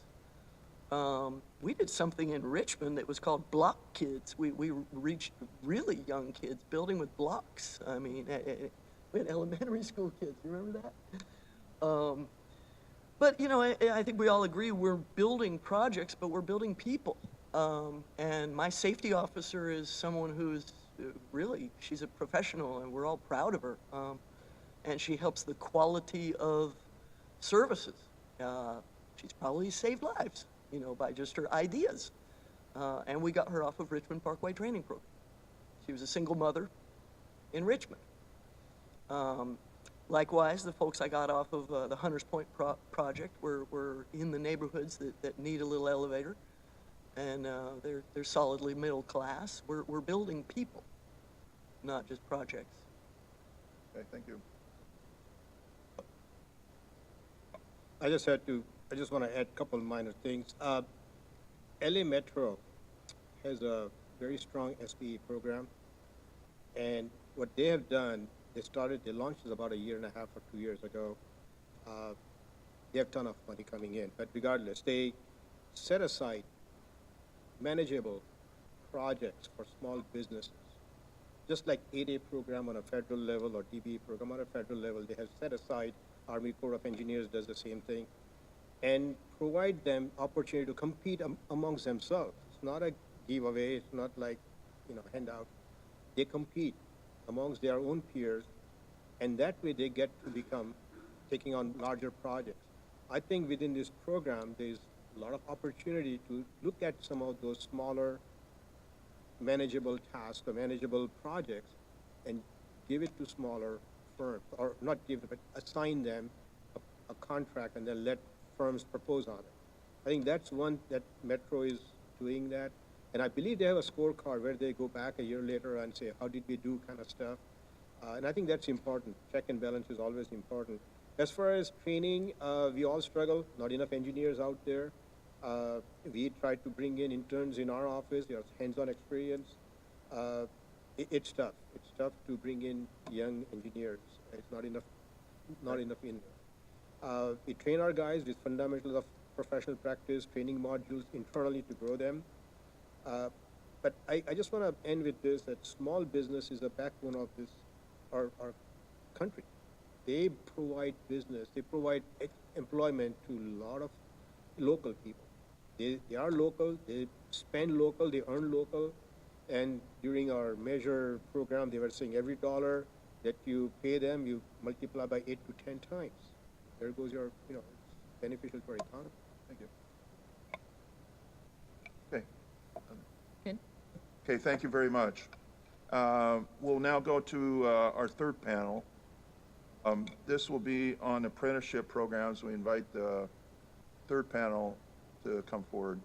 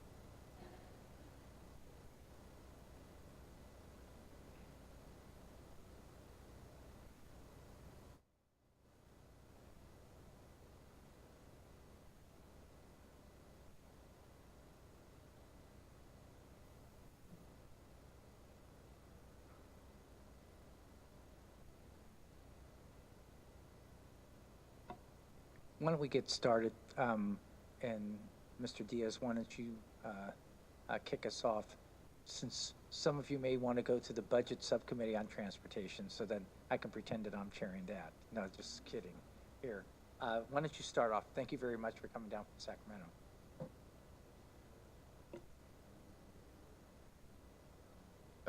Here in City Hall, and I just wanted to kind of recap. There's a lot already that's been said about the apprenticeship system and how the building trades and our members participate in the building trades. And actually, with SB1, it's an investment in what the building trades are already doing, right? With it, which is the SB1 investment will increase mobility, will repair roads, it'll create a better environment, it'll create safer roads because a lot of these roads are unsafe and there is a crisis.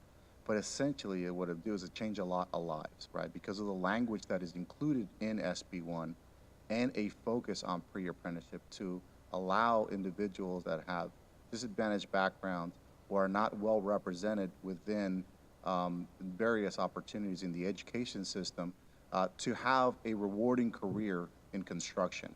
One that pays the prevailing wage, as was stated by Commissioner Alvarado, with good wages, safety, and the opportunity to not only work on road construction projects, but have the mobility of going to other infrastructure projects as well, and including private construction projects. We're in the middle of Silicon Valley.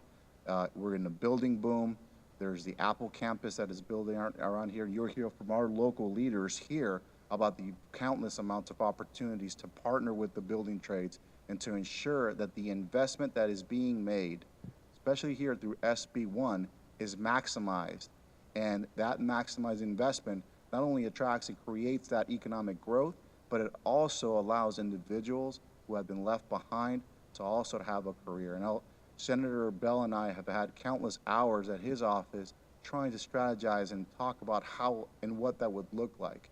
And I'm happy to say that what is in SB1 is a continuation of what the building trades have already done in previous years, which is to look at the workforce development system, look at where we had opportunities, fix the inefficiencies, cut out the waste, because there were a lot of promises made to a lot of different people. You think about the private for-profit trade schools that don't lead to anywhere but leave people behind with a lot of debt.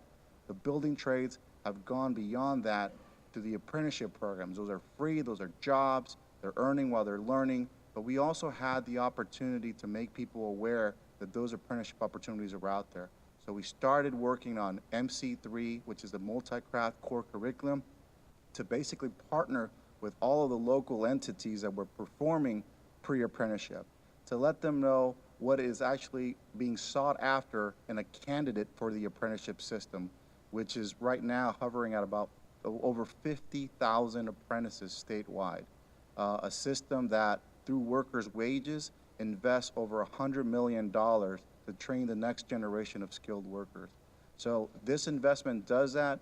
Other types of opportunities that the legislature has passed, which is including the housing investment in the bond, and other types of alternative delivery methods, encourage, beyond what's in the Public Works Code, the use of a skilled and trained workforce, which equals to basically people that have graduated from state-approved programs. So we want to thank the legislature, this governor, for all their support of that system, tying the system together and moving on. So really appreciate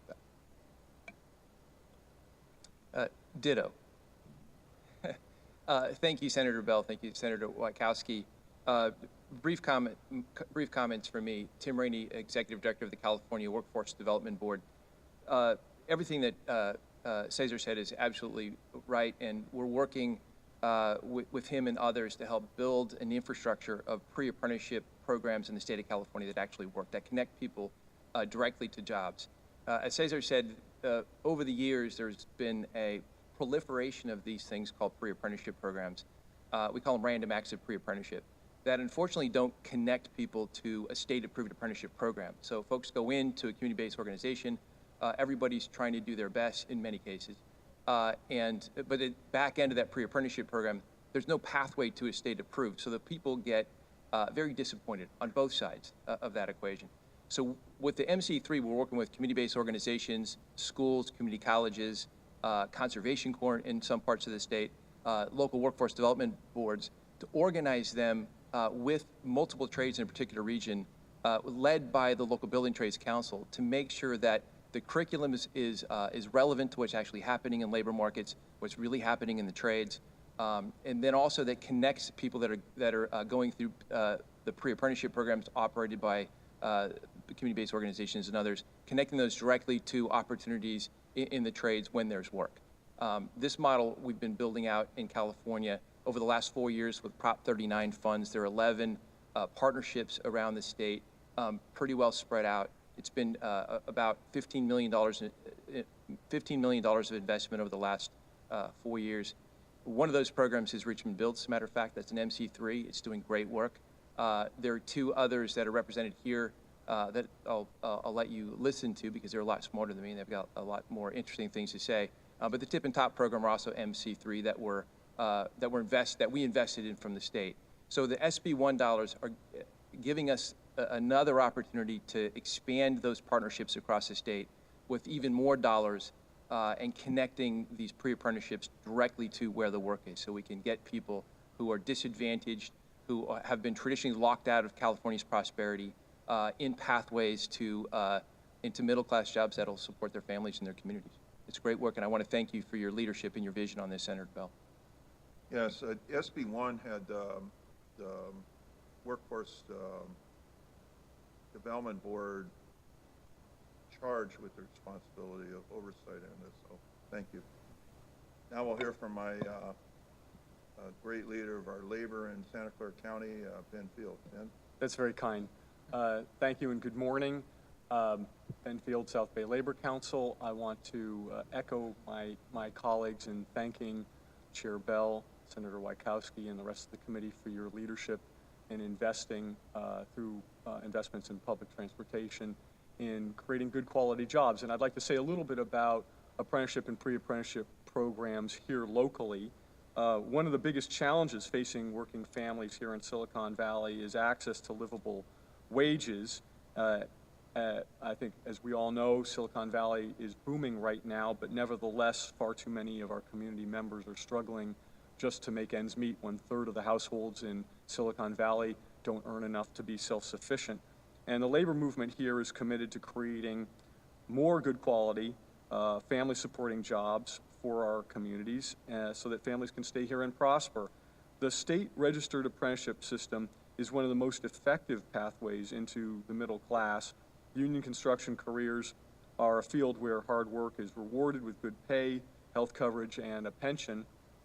Here in Santa Clara County, business, labor, apprenticeships, and community came together to create the Trades Orientation Program, or TOP, to provide a pathway into apprenticeship. TOP serves two main purposes. It provides a pipeline of screened and prepared candidates for local apprenticeship, and it opens the door for people with barriers to employment, like veterans, homeless, and at-risk youth, and for our communities who have historically been underrepresented in construction. Rhonda Harper, who's sitting to my right and who's here on the panel, is an outstanding TOP graduate, and she's going to have more to say about her experience. In order to expand these opportunities to more community members, we need projects that are committed to hiring apprenticeship and providing those critical on-the-job training opportunities. If you want infrastructure investments to generate career opportunities for disadvantaged populations, it's critical that those projects are hiring new apprentices. So I'm excited about the recent legislation moving in that direction, creating a model for projects to hire disadvantaged workers into apprenticeships, and I hope that this model is one that the committee will continue to build on. I believe the next panelist is my colleague at the Santa Clara County, San Benito County Building Trades, the head of that organization, Josue Garcia. Thank you. Thank you, Ben. Josue?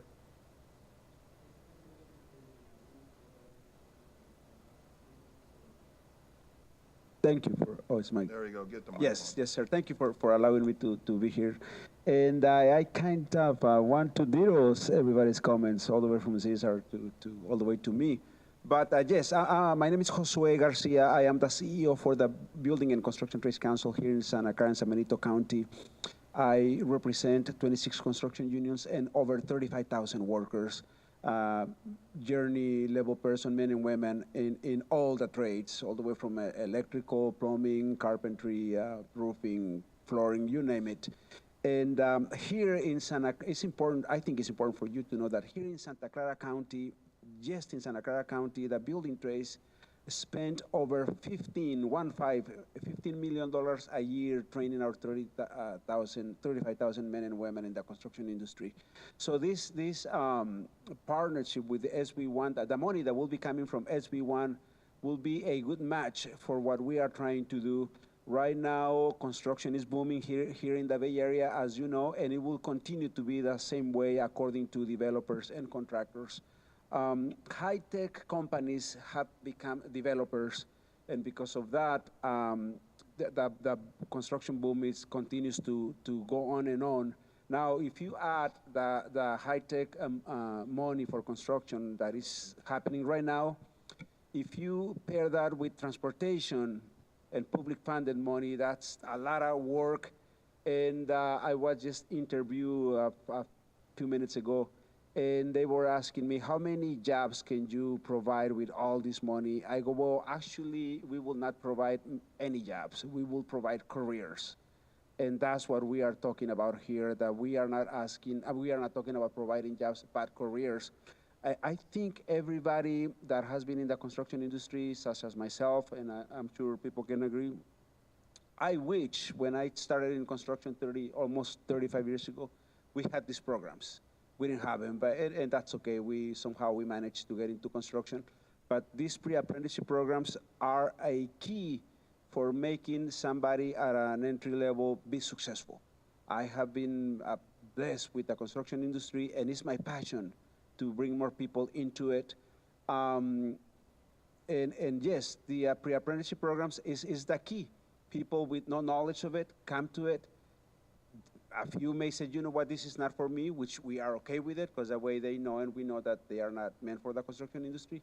But those who are exposed to the construction industry, I don't think they will ever go back. And that's what I love about pre-apprenticeship programs. I'm here to answer any questions you may have, but let me know. Thank you. Thank you. And James from San Mateo. Good morning, Chairman Bell and Senator Wiskowski.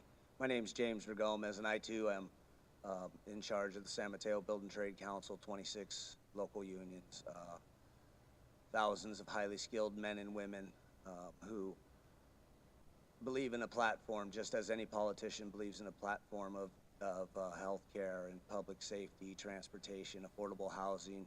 You know, our working families, our union's platform is a wage that you can live on, healthcare for you and your family, something to retire on, and we fund one of the largest privately funded education systems in these United States through our apprenticeship program. And I really got to agree with everything that's been said and applaud you all for helping build a market share for the middle class. You know, we're talking about pre-apprenticeships and how they get into the apprenticeship program and really have an opportunity for a career. And the way the rubber hits the road with our MC3 program and our TIP program is that we have a very active steering committee that Ms. Lee Reyna here really set up. And when you have the unions, the steering committee is embodied of our affiliates. Any one of the unions that want to sit on the steering committee and give us suggestions on how we should transition the pre-apprentices into the apprenticeship program, they're welcome to give us that input. They also go up to the class and they talk to the students about their apprenticeship program and how to get into the apprenticeship program.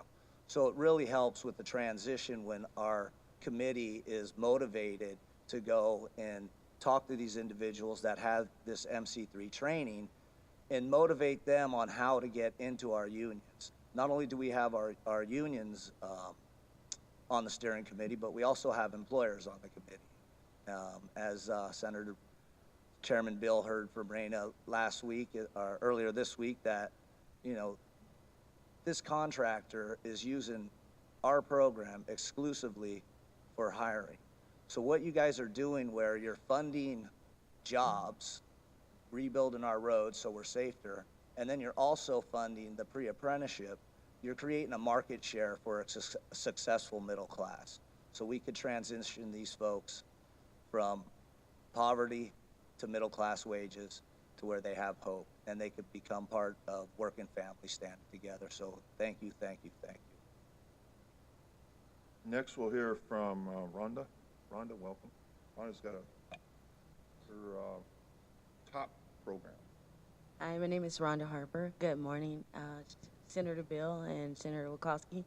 I'm here from the TOP program. I graduated probably about a year ago.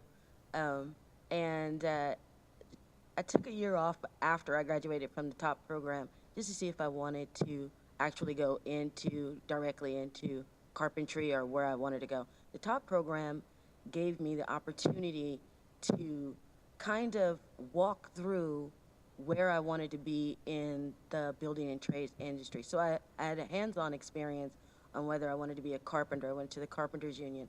I went to the sheet metal. I got a chance to weld. There were things that I actually got hands-on experience for, so I could kind of choose which path I actually wanted to go. And I chose carpentry a year later, and I called the TOPS program, and I said, I think I'm ready now. And she said, good thing that you're ready because the class starts in 2 weeks.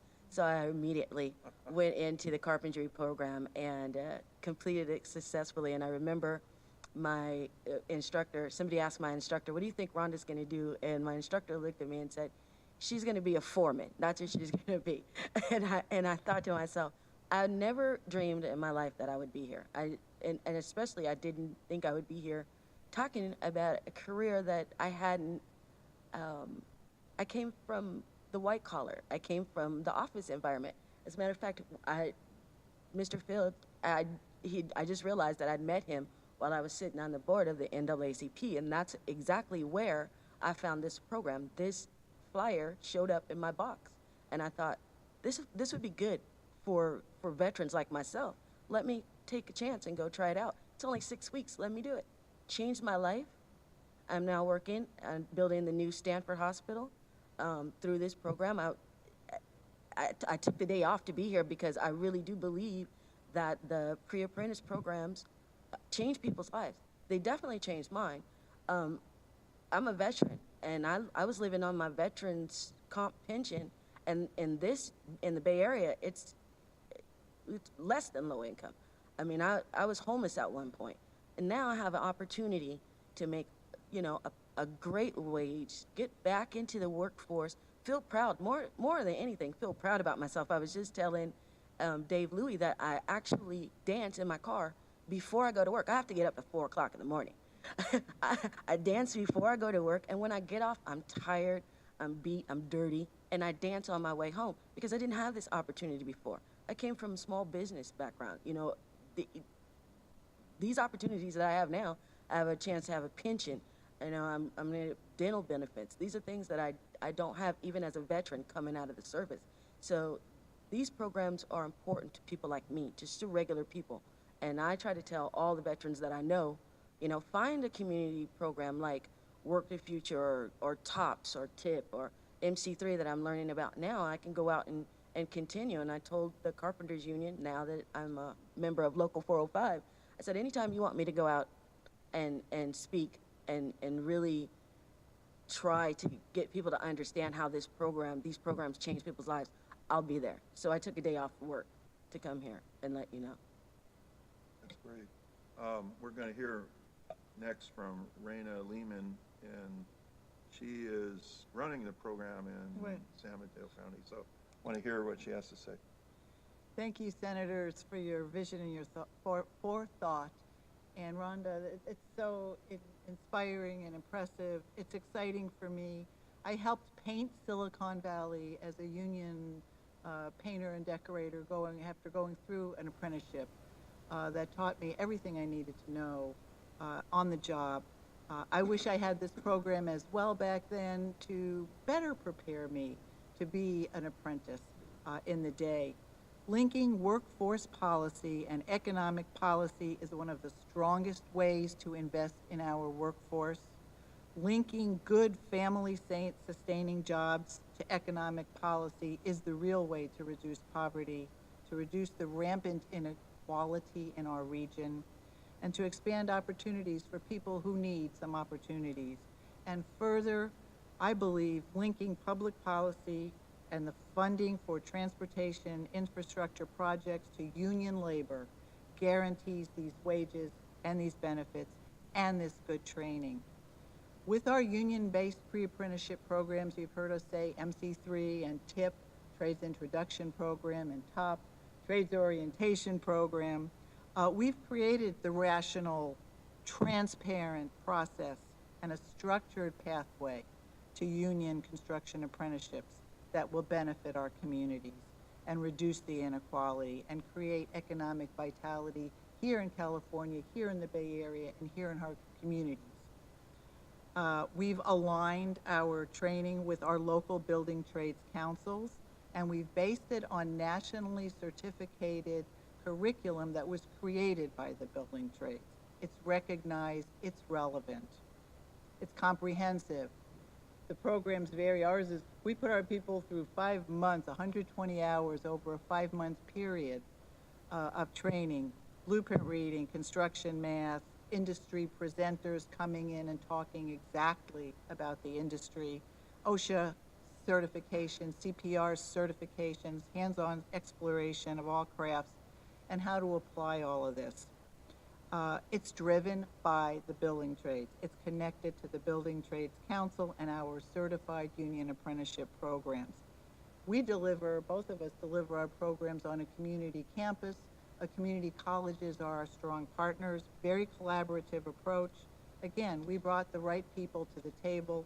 We brought labor, we brought community, we brought industry, we brought education to make sure that this program aligns with industry standards and has deep reach out into our communities to make sure we are getting the message to our target populations.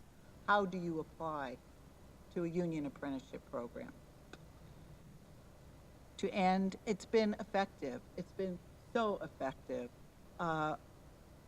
The fact that we have graduates sitting here talking to you about how these programs, the union pre-apprenticeship programs, have changed their lives is the real deal. We have high percentages of placements in multiple trades. We always have more applicants coming to our programs than we have space in class. Our high school counselors and our workability specialists call all the time. They clamor for presentations on this program for their students. Steve is sitting in the audience. James is sitting here. Between the two of them, they've made over presentations to high schools, over 31 presentations over the last year and a half to high schools, to adult schools, to career fairs. We have a union contractor sitting on our committee. Students explore all the trades. We remove barriers. The goal is to remove barriers. We provide supportive services. And regionally, we're helping grow these programs. It's a replicable model in other industries as well, such as healthcare, manufacturing. In closing, as your deliberations move forward, we urge you to give priority thinking to the people in our communities who will benefit so strongly from an influx of good, union, family-sustaining careers that will move people out of poverty into the middle class and build economic vitality. I also brought some testimony from some of our grads who are working and not able to be here today, and I'll leave that with your staff. Again, senators, thank you for your vision and how you have prioritized linking the money from SB1 to real careers for real people. Thank you so much. Thank you very much to the panel. Senator Rakowski, you have a question? I guess I'm interested at the high school level because we don't have the shops and all that. I was thinking the same thing. That we used to have. And given the additional funds that are in SB1, what is possible as far as the outreach, the increased collaboration, maybe filling these spots, expanding the programs? What's possible? Assessor to the State Building Trades Council. Thank you for your question, Senator. We started working on career technical education back in around 2006. Prior to that, around 2004, forming a coalition with industry, including the Manufacturers and Technology Association. With that, the legislature passed a funding incentive grant for career technical education programs who had long been basically suffering from lack of incentive or investment at the local level. It perhaps was because of a different focus on the legislature and education systems with A through G requirements and the focus on making sure everybody went through university preparation courses, which is fine, but that also came at a cost to a lot of these career tech programs. Those facilities have been shut down through different pressures on education, and a lot of the instructors have since retired. In 2006, there was a bond that provided $500 million for facilities to bring back some of those programs. But because the programs didn't have ongoing funding, not many of those were actually in the industrial arts or the career tech and construction. So we're still trying to rebuild that. The recent bond also had a $500 million incentive. The state is getting ready to provide through the State Allocation Board more money to regional programs, because not every school has a career technical education. Not every school has a shop program anymore, but they do create regional approaches.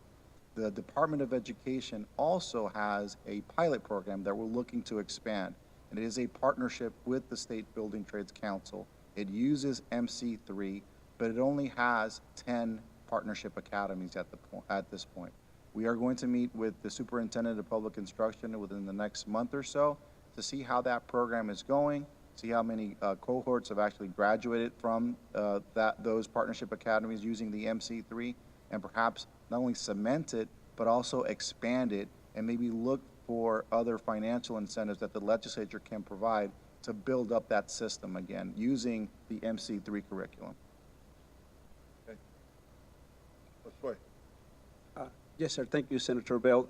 Yes, Josue Garcia, Building Trades Council, and locally here we have, the Building Trades has an educational arm called Santa Clara County Construction Careers Association.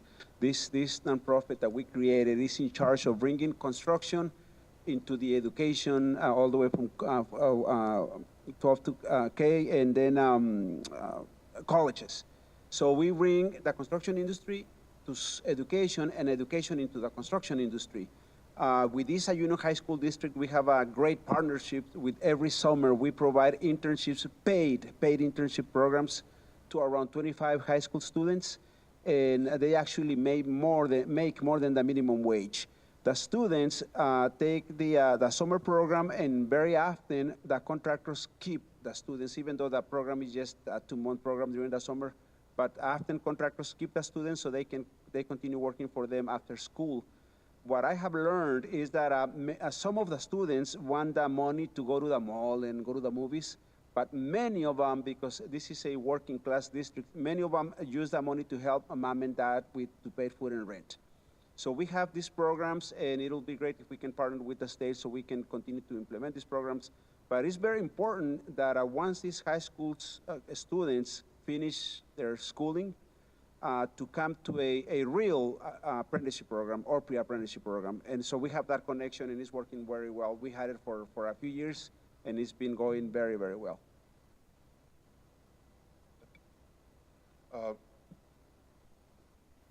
Rhonda,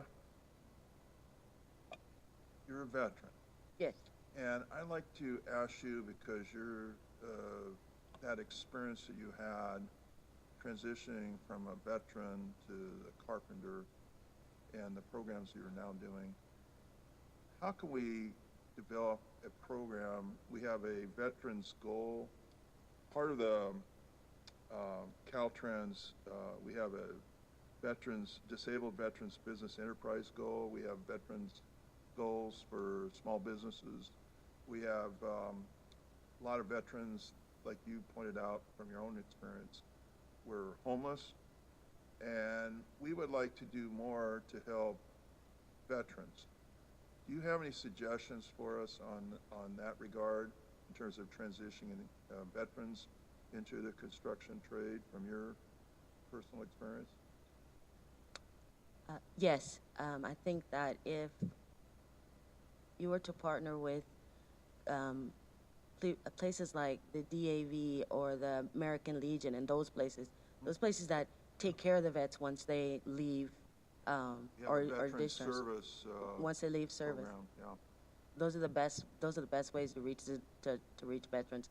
Also, another one is through community colleges. There's a lot of vets that go through Voc Rehab. Voc Rehab, if they knew that they could transfer into carpentry or the trades through the colleges or the Voc Rehab actually at the VA, that would actually probably be the better way, because you're catching them as soon as they leave the military and not catching them so much homeless like me. If I didn't have the connection to the NAACP, I don't think that I would have even found out about the program, because I just wasn't aware that it was out there. But if you connect yourself to the veterans programs that are there in the community, those opportunities, those vets will take that opportunity without fail. I believe that. I don't know how many vets I've told myself to either contact TOPS or one of the community programs and get involved. I was talking to Senator Atkins yesterday. We did a presentation on our housing legislation last night, And we talked about the homeless veterans and the fact that the housing, excuse me, the housing legislation provides money for construction of housing for veterans and homeless veterans as well. It's a tragedy that we have homeless veterans to begin with. And I would suggest, Tim, that in the planning for the Workforce Development Board for the plans, that we are going to require everybody that receives SB1 to have a plan, correct? And can you describe how we can accommodate some of these metrics of measurement, goal setting, for all the agencies that receive SB1 funds? And I think we're going to be looking at this for a lot of other money as well. You said the Prop 39 funds did this, and we're going to require that workforce development plans be developed in each agency that receives this fund, including the City of San Jose, the county, the VTA, Caltrans, and we need to have some metrics of measurement that the Senate chairman of the Transportation Committee and the members can have to measure the progress of making sure we have a seamless system for small businesses and for the pre-apprenticeship programs, but also for veterans. Can you give us some ideas on thoughts on that? Sure. And maybe some other people can also. Sure. The legislation, as you point out, requires that the State Workforce Board, in addition to doing the grant program, $5 million a year for the 5 years of SB1, to develop guidelines for all agencies, local agencies that are going to receive the funds. And those guidelines are focused on how those agencies will invest in pre-apprenticeship. So our intention is that rather than cities, counties, transportation agencies, rather than them going out and kind of proliferating pre-apprenticeships that don't connect to where the jobs are, instead they build on the existing infrastructure. We'll also put metrics in there, just like Prop 39, which requires reporting on how many people are enrolled, how many people complete the training program, how many folks are actually placed as apprentices or in other related occupations or get continuing education. So we get that data reported up to us in Sacramento so we can track the progress of these programs. And all of the dollars have to focus, this is built into the legislation, disadvantaged populations. And that includes at-risk youth, veterans, formerly incarcerated. There's a focus on women in the trades to increase that percentage. So all of the dollars and all the program work is going to focus on lifting people out of dire circumstances in many cases and getting on these pathways to the middle class through the MC3 approach. So we'll be working very closely with you, Senator, and your staff, and also Caltrans. Can you address the veterans issue? There are. How would you, yes, sir, in a concept, deal with Wanda, a tragedy that you were homeless after serving our country? You know, that's always a tragedy. And you know, you have such an inspiring story.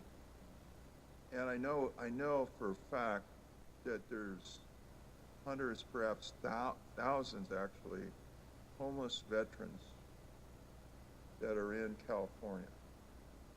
Homeless veterans that have skills that they learned while they did their service, like you did. What can we do to interject ourselves to deal with that? You know, Senator Bill, I feel the same way that, you know, people will enlist for us, they'll fight for us, they're willing to die for us, but yet they come back to our country and they don't have a job, and they have very few pathways. Well, I'm proud to say that the national building trades and the local building trades and the state building trades recognize that and have a program called Helmets to Hard Hats. that's right, yeah, Bob was talking about. And we go to the different colleges and the different veterans groups and make sure that they know that, you know, the returning veterans have access to our middle class jobs. They should have the same type of tendencies as our workers, getting up early in the morning, working hard, disciplined, organized. dedicated to their families, and, you know, with the structure of a decent pay, health care, and something to retire on. It's just like the military. And the more in every one of our community benefits agreements or project labor agreements, it has hiring language in those agreements to encourage contractors that are working on those projects to hire our returning veterans and give back to our communities. And it's a deep concern of the building trades as well as it is of yours, and we look forward to working hard to make sure that those returning veterans get access and opportunity into our apprenticeship programs and into our construction workforce. Okay. So thank you. Rhonda, I'm going to be calling you and asking you to brainstorm with me on this. So I know you're going to be busy building that Stanford Medical Center, but if you could get a little overtime and give me some practical advice, if you were in my shoes, what would you do? So we want to kind of hear your speaking for our veterans community, and have gone through that. And you're lucky you had the NAACP as your savior to find a avenue, a pathway, you know, and that's the community organizations that we need to get involved in helping people find their pathway. So it's going to be very important that we work on this. You can tell me how important it is. I know we're going to have to work with all these community organizations. Cesar, you have a comment? Rhonda, do you have a comment? No, I just wanted to say I'd be happy to help. Thank you very much. I thank you for your comments, Senator, for putting this hearing together. It's a reminder of the great work the legislature and you personally investing on this issue, and what great piece of legislation you came up with. And you had a great year. I mean, you mentioned the bond as well. That creates another investment tying in veterans. It's a great story and an honor to meet Rhonda and to be up here with our local leaders to learn about how a lot of these policies are being implemented. I will say this is that there is a tool that the legislature has promoted and has incentivized, and to use taxpayer dollars to maximize that type of hiring, the hiring that we're talking about here, and the targeted training, but also to create employment opportunities that go beyond just the road construction and housing and other infrastructure. And that is the use of a project labor agreement, as was mentioned by Mr. Roy Gomez. And once you have project labor agreements that address many, let's say, locality, if you have one in the city, school districts, hospital district, any type of construction with, like, for example, in Los Angeles and the NTA, you create a network of basically employment opportunities for those targeted disadvantaged groups, and including veterans and women. So when one job ends, there's a continuous emphasis on hiring those individuals and all the other local projects that are within that area. So our local leaders are focused on trying to bring those project labor agreements. I like to say it's a network that creates those opportunities across the state. And so the legislature can continue to help us and improve those incentives at the local level. Okay. Well, thank you very much, panelists. We appreciate your input. And we're gonna pull in the public comment now. Can I have a show of hands? How many people would like to address us? Okay, we got a few. So why don't we, the staff will set us up over here, and we're going to hear from some people that would like to talk about this issue before the Senate Committee on Transportation and Housing.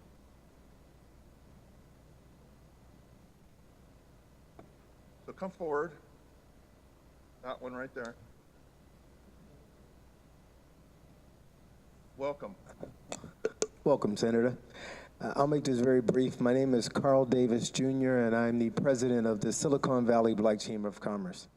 And that young lady's story, how she connected with the NAACP, and you said it yourself, that there needs to be more connection with the community-based organizations. Yeah, many times, you know, folks here don't even know we exist. So I want to publicly say that we are working to get people into jobs not only employment, not only entrepreneurship. So I want to just publicly say, whether we have to go to you directly or to one of those agencies, but there should be somebody reaching out to us to partner with us in Silicon Valley, where we actually get people employed and we get people into business. So that's what you guys want to see. I'm here to say I want to share and be a part of that. Well, thank you. We'll definitely get the Black Chamber of Commerce and other chambers, the Hispanic Chamber, others involved. And the reason why is you have such great resources in terms of membership and input in the community. And to be honest about it, if you can find just one person like Rhonda, and you can prevent them from being a homeless person, it's a success after story. serving our armed forces or just in our community, that is such a spectacular accomplishment. So we will all work together with you in achieving what we're trying to do with more business development and pre-apprenticeship programs. So thank you for being here. Thank you.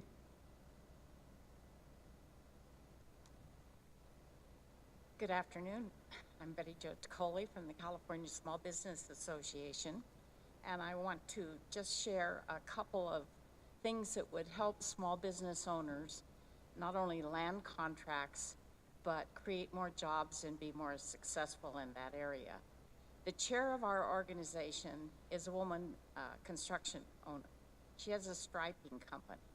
We had a recent meeting in her office, and she was talking about some of the things that have happened to her. She had to buy a machine that cost $600,000. She says she won't live long enough to see the machine paid. She has a striping services, which is rather unusual in that direction. Somebody asked her the question, why do you stay in business rather than retiring, Rebecca? And her answer was, I have 17 families, my employees, that are dependent upon me, and I owe it to them to continue on. So I asked her to share what she thought were the key things we could do to get more jobs created through small business, which is a problem today. 2007 in California, we had 1.1 million small businesses with employees. 2012, we had 638,000. Today, I'm sure it's even lower. We've got to turn that around. We've got to convince millenniums that the American dream in being a small business owner is a good one. So how do we get more small businesses into state contracts? And here are some of the things that we could consider. You've already heard them, but I'm just going to give you the one word. Unbundling is really important. Don't make the contracts so big that only the big guys can go after them. Prompt pay, we have great laws, but it seems like that they don't get paid. One of the problems we have now is cashing joint checks. Small business owners, that's a big problem. Bonding, we have a new requirement on 5 years warranty. Bonding companies won't bond on that. Without bonding, you can't get a state contract. So we need some help in that direction. Oversight and accountability. You know, I really do believe that it's unintended consequences as a general rule, but I hear stories all the time about how they got a subcontract, but they never got the work. So apparently they counted for the quota, but they didn't actually get to do the work on the project. So I look forward, you've already addressed this, but I look forward to you keeping an oversight and accountability program, and let us help you in any way we can. And so let's make California grow. Let's use this money to good results.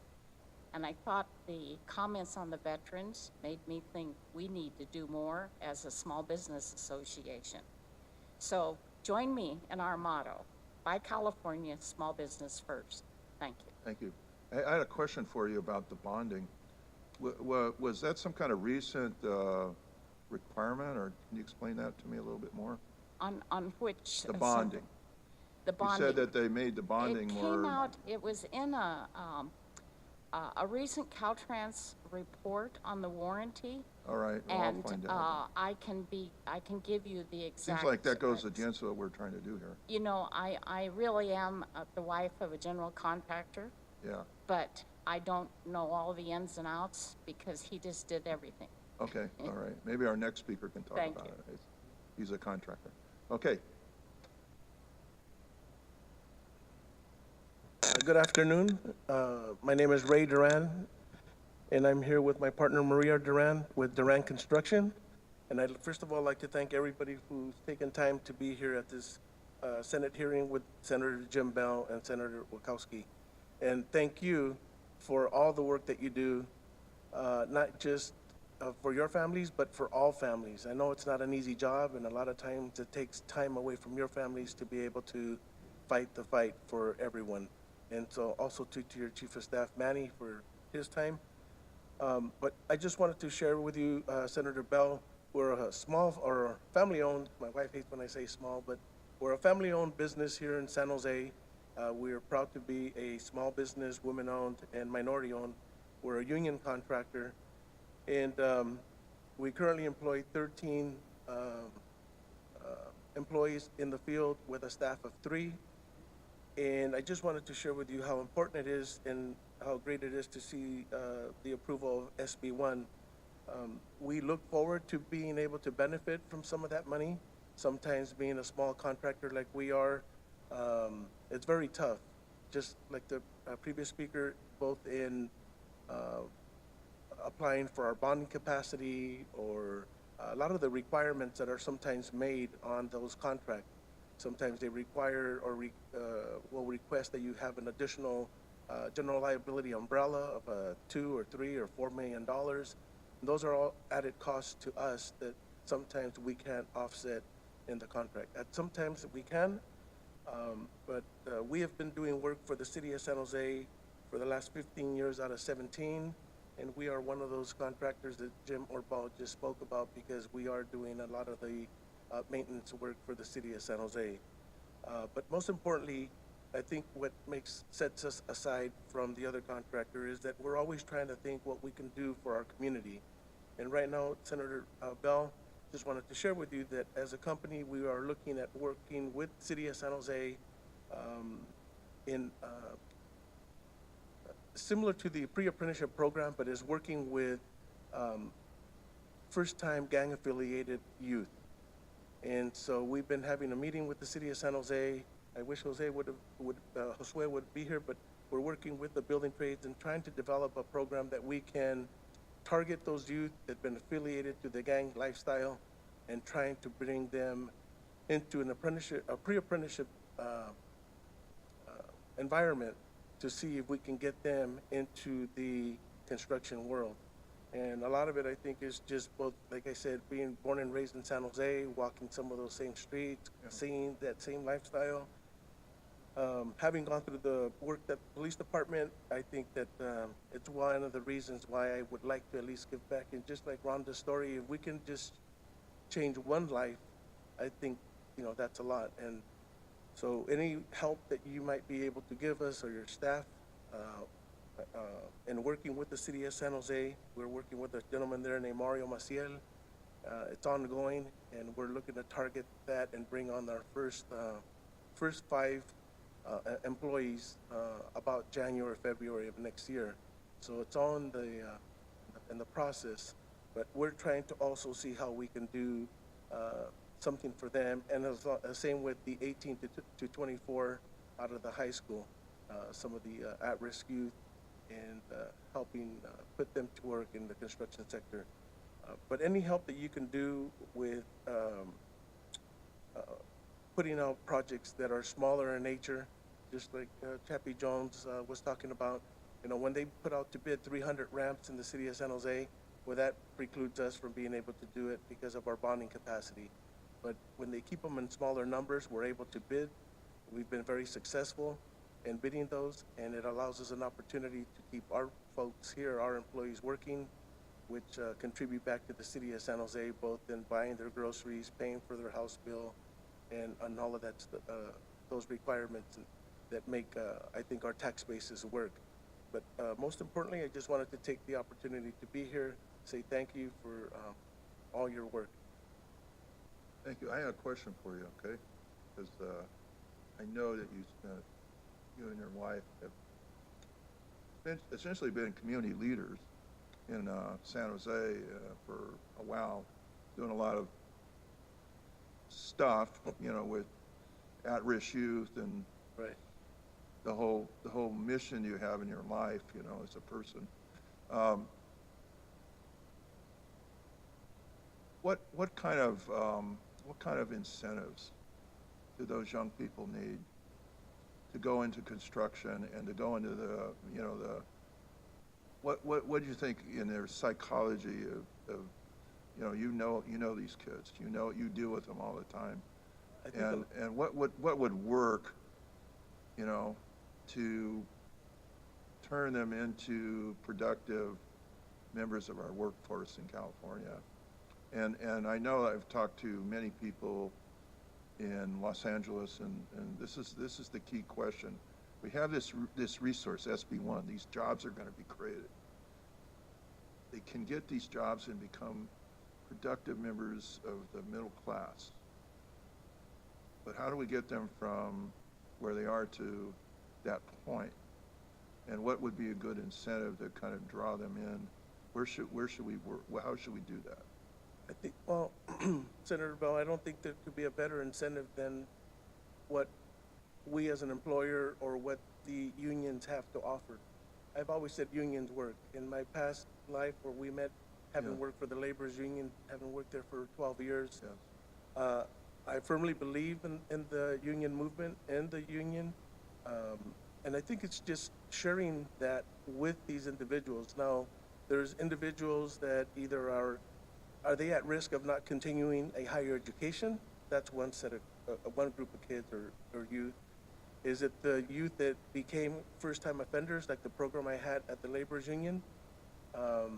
We had a first-time offenders working with various judges, and they were sent over to us. We sent them to a 3-week training camp, and once they graduated from there, we had a ceremony, and we would invite contractors, kind of a scouting, just like in the on the sporting arena. So we'd have 10 or 15 contractors there. They listened to their testimony, their story. By the time we were done, they touched someone's heart. And we'd had the contractors at Duran and Venables, the Albanese, hiring 2-3 of the students. And what is so exciting about that is that I still have the opportunity of seeing some of these individuals who are now general superintendents for Largo Concrete, Citation Homes. And they'll come to me and they'll say like, hey Ray, I just want to say thank you for what you did, for believing in me, because I am now a superintendent. I run a group of employees, or I run this project or that project. And that is the most satisfying part of what I did then. And we're looking to reach out to them to come and participate in this new program we're looking to start. But the youth that we're looking at right now is these youth that have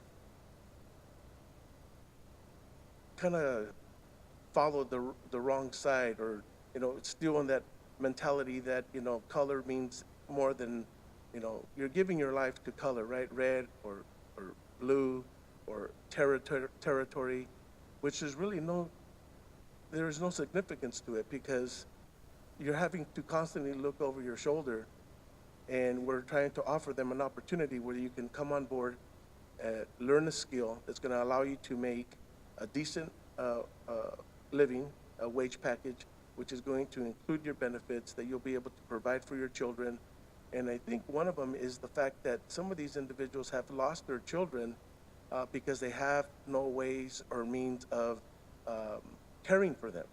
So when they're able to show or demonstrate that they have an employer, they're working, and they have insurance, they're now able to get some custody, able to regain their child. And it's just different ways of reaching out to some of these youth. But a lot of it is just letting them know that you care and that you're there for them, and that you want to create a change, that they don't have to jeopardize themselves to another gang or someone out there. part of SB1 is, it's in the statute, that these workforce programs that have to be created in each jurisdiction, including Caltrans, that receive the funds. They have to develop the workforce plans. They are required to work with formerly incarcerated individuals. So I'm gonna sit down with you and other people to talk about that some more and get your ideas on what we could put in each plan for the cities, the county, the VTA, and Caltrans. What kind of things can we do to maximize the success that we want to achieve with what programs like what you did and these other programs that we talked about. So thank you for coming here. Well, that'd be great. We look forward to your help, and again, thank you for all your work. Yeah, thank you. Senator Rakowski, you have any closing remarks? Well, it sounds like we need the Senator Jim Bell combine, so we could have, you know, at a big field, we can have carpenters, electricians, painters, and have these youth run through the combine and have all the employers and the labor unions sitting up in the stands with their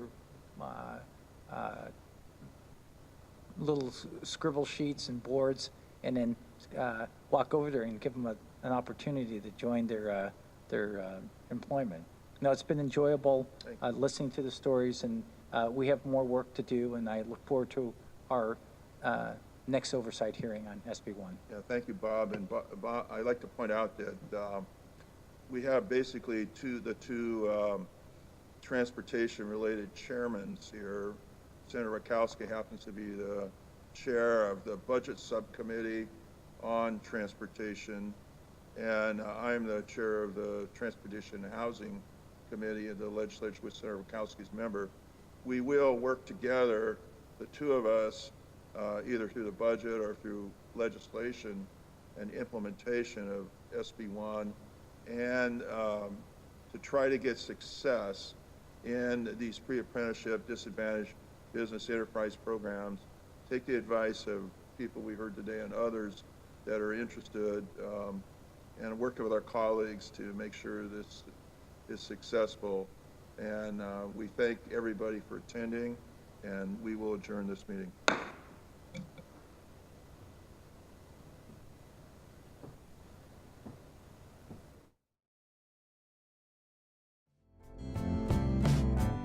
This is the California State Senate.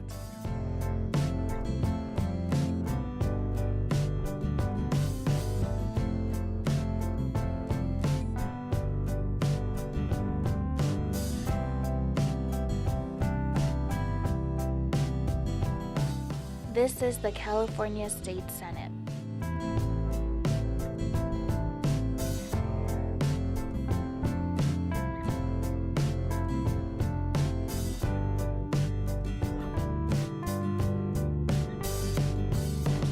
This is the California State Senate.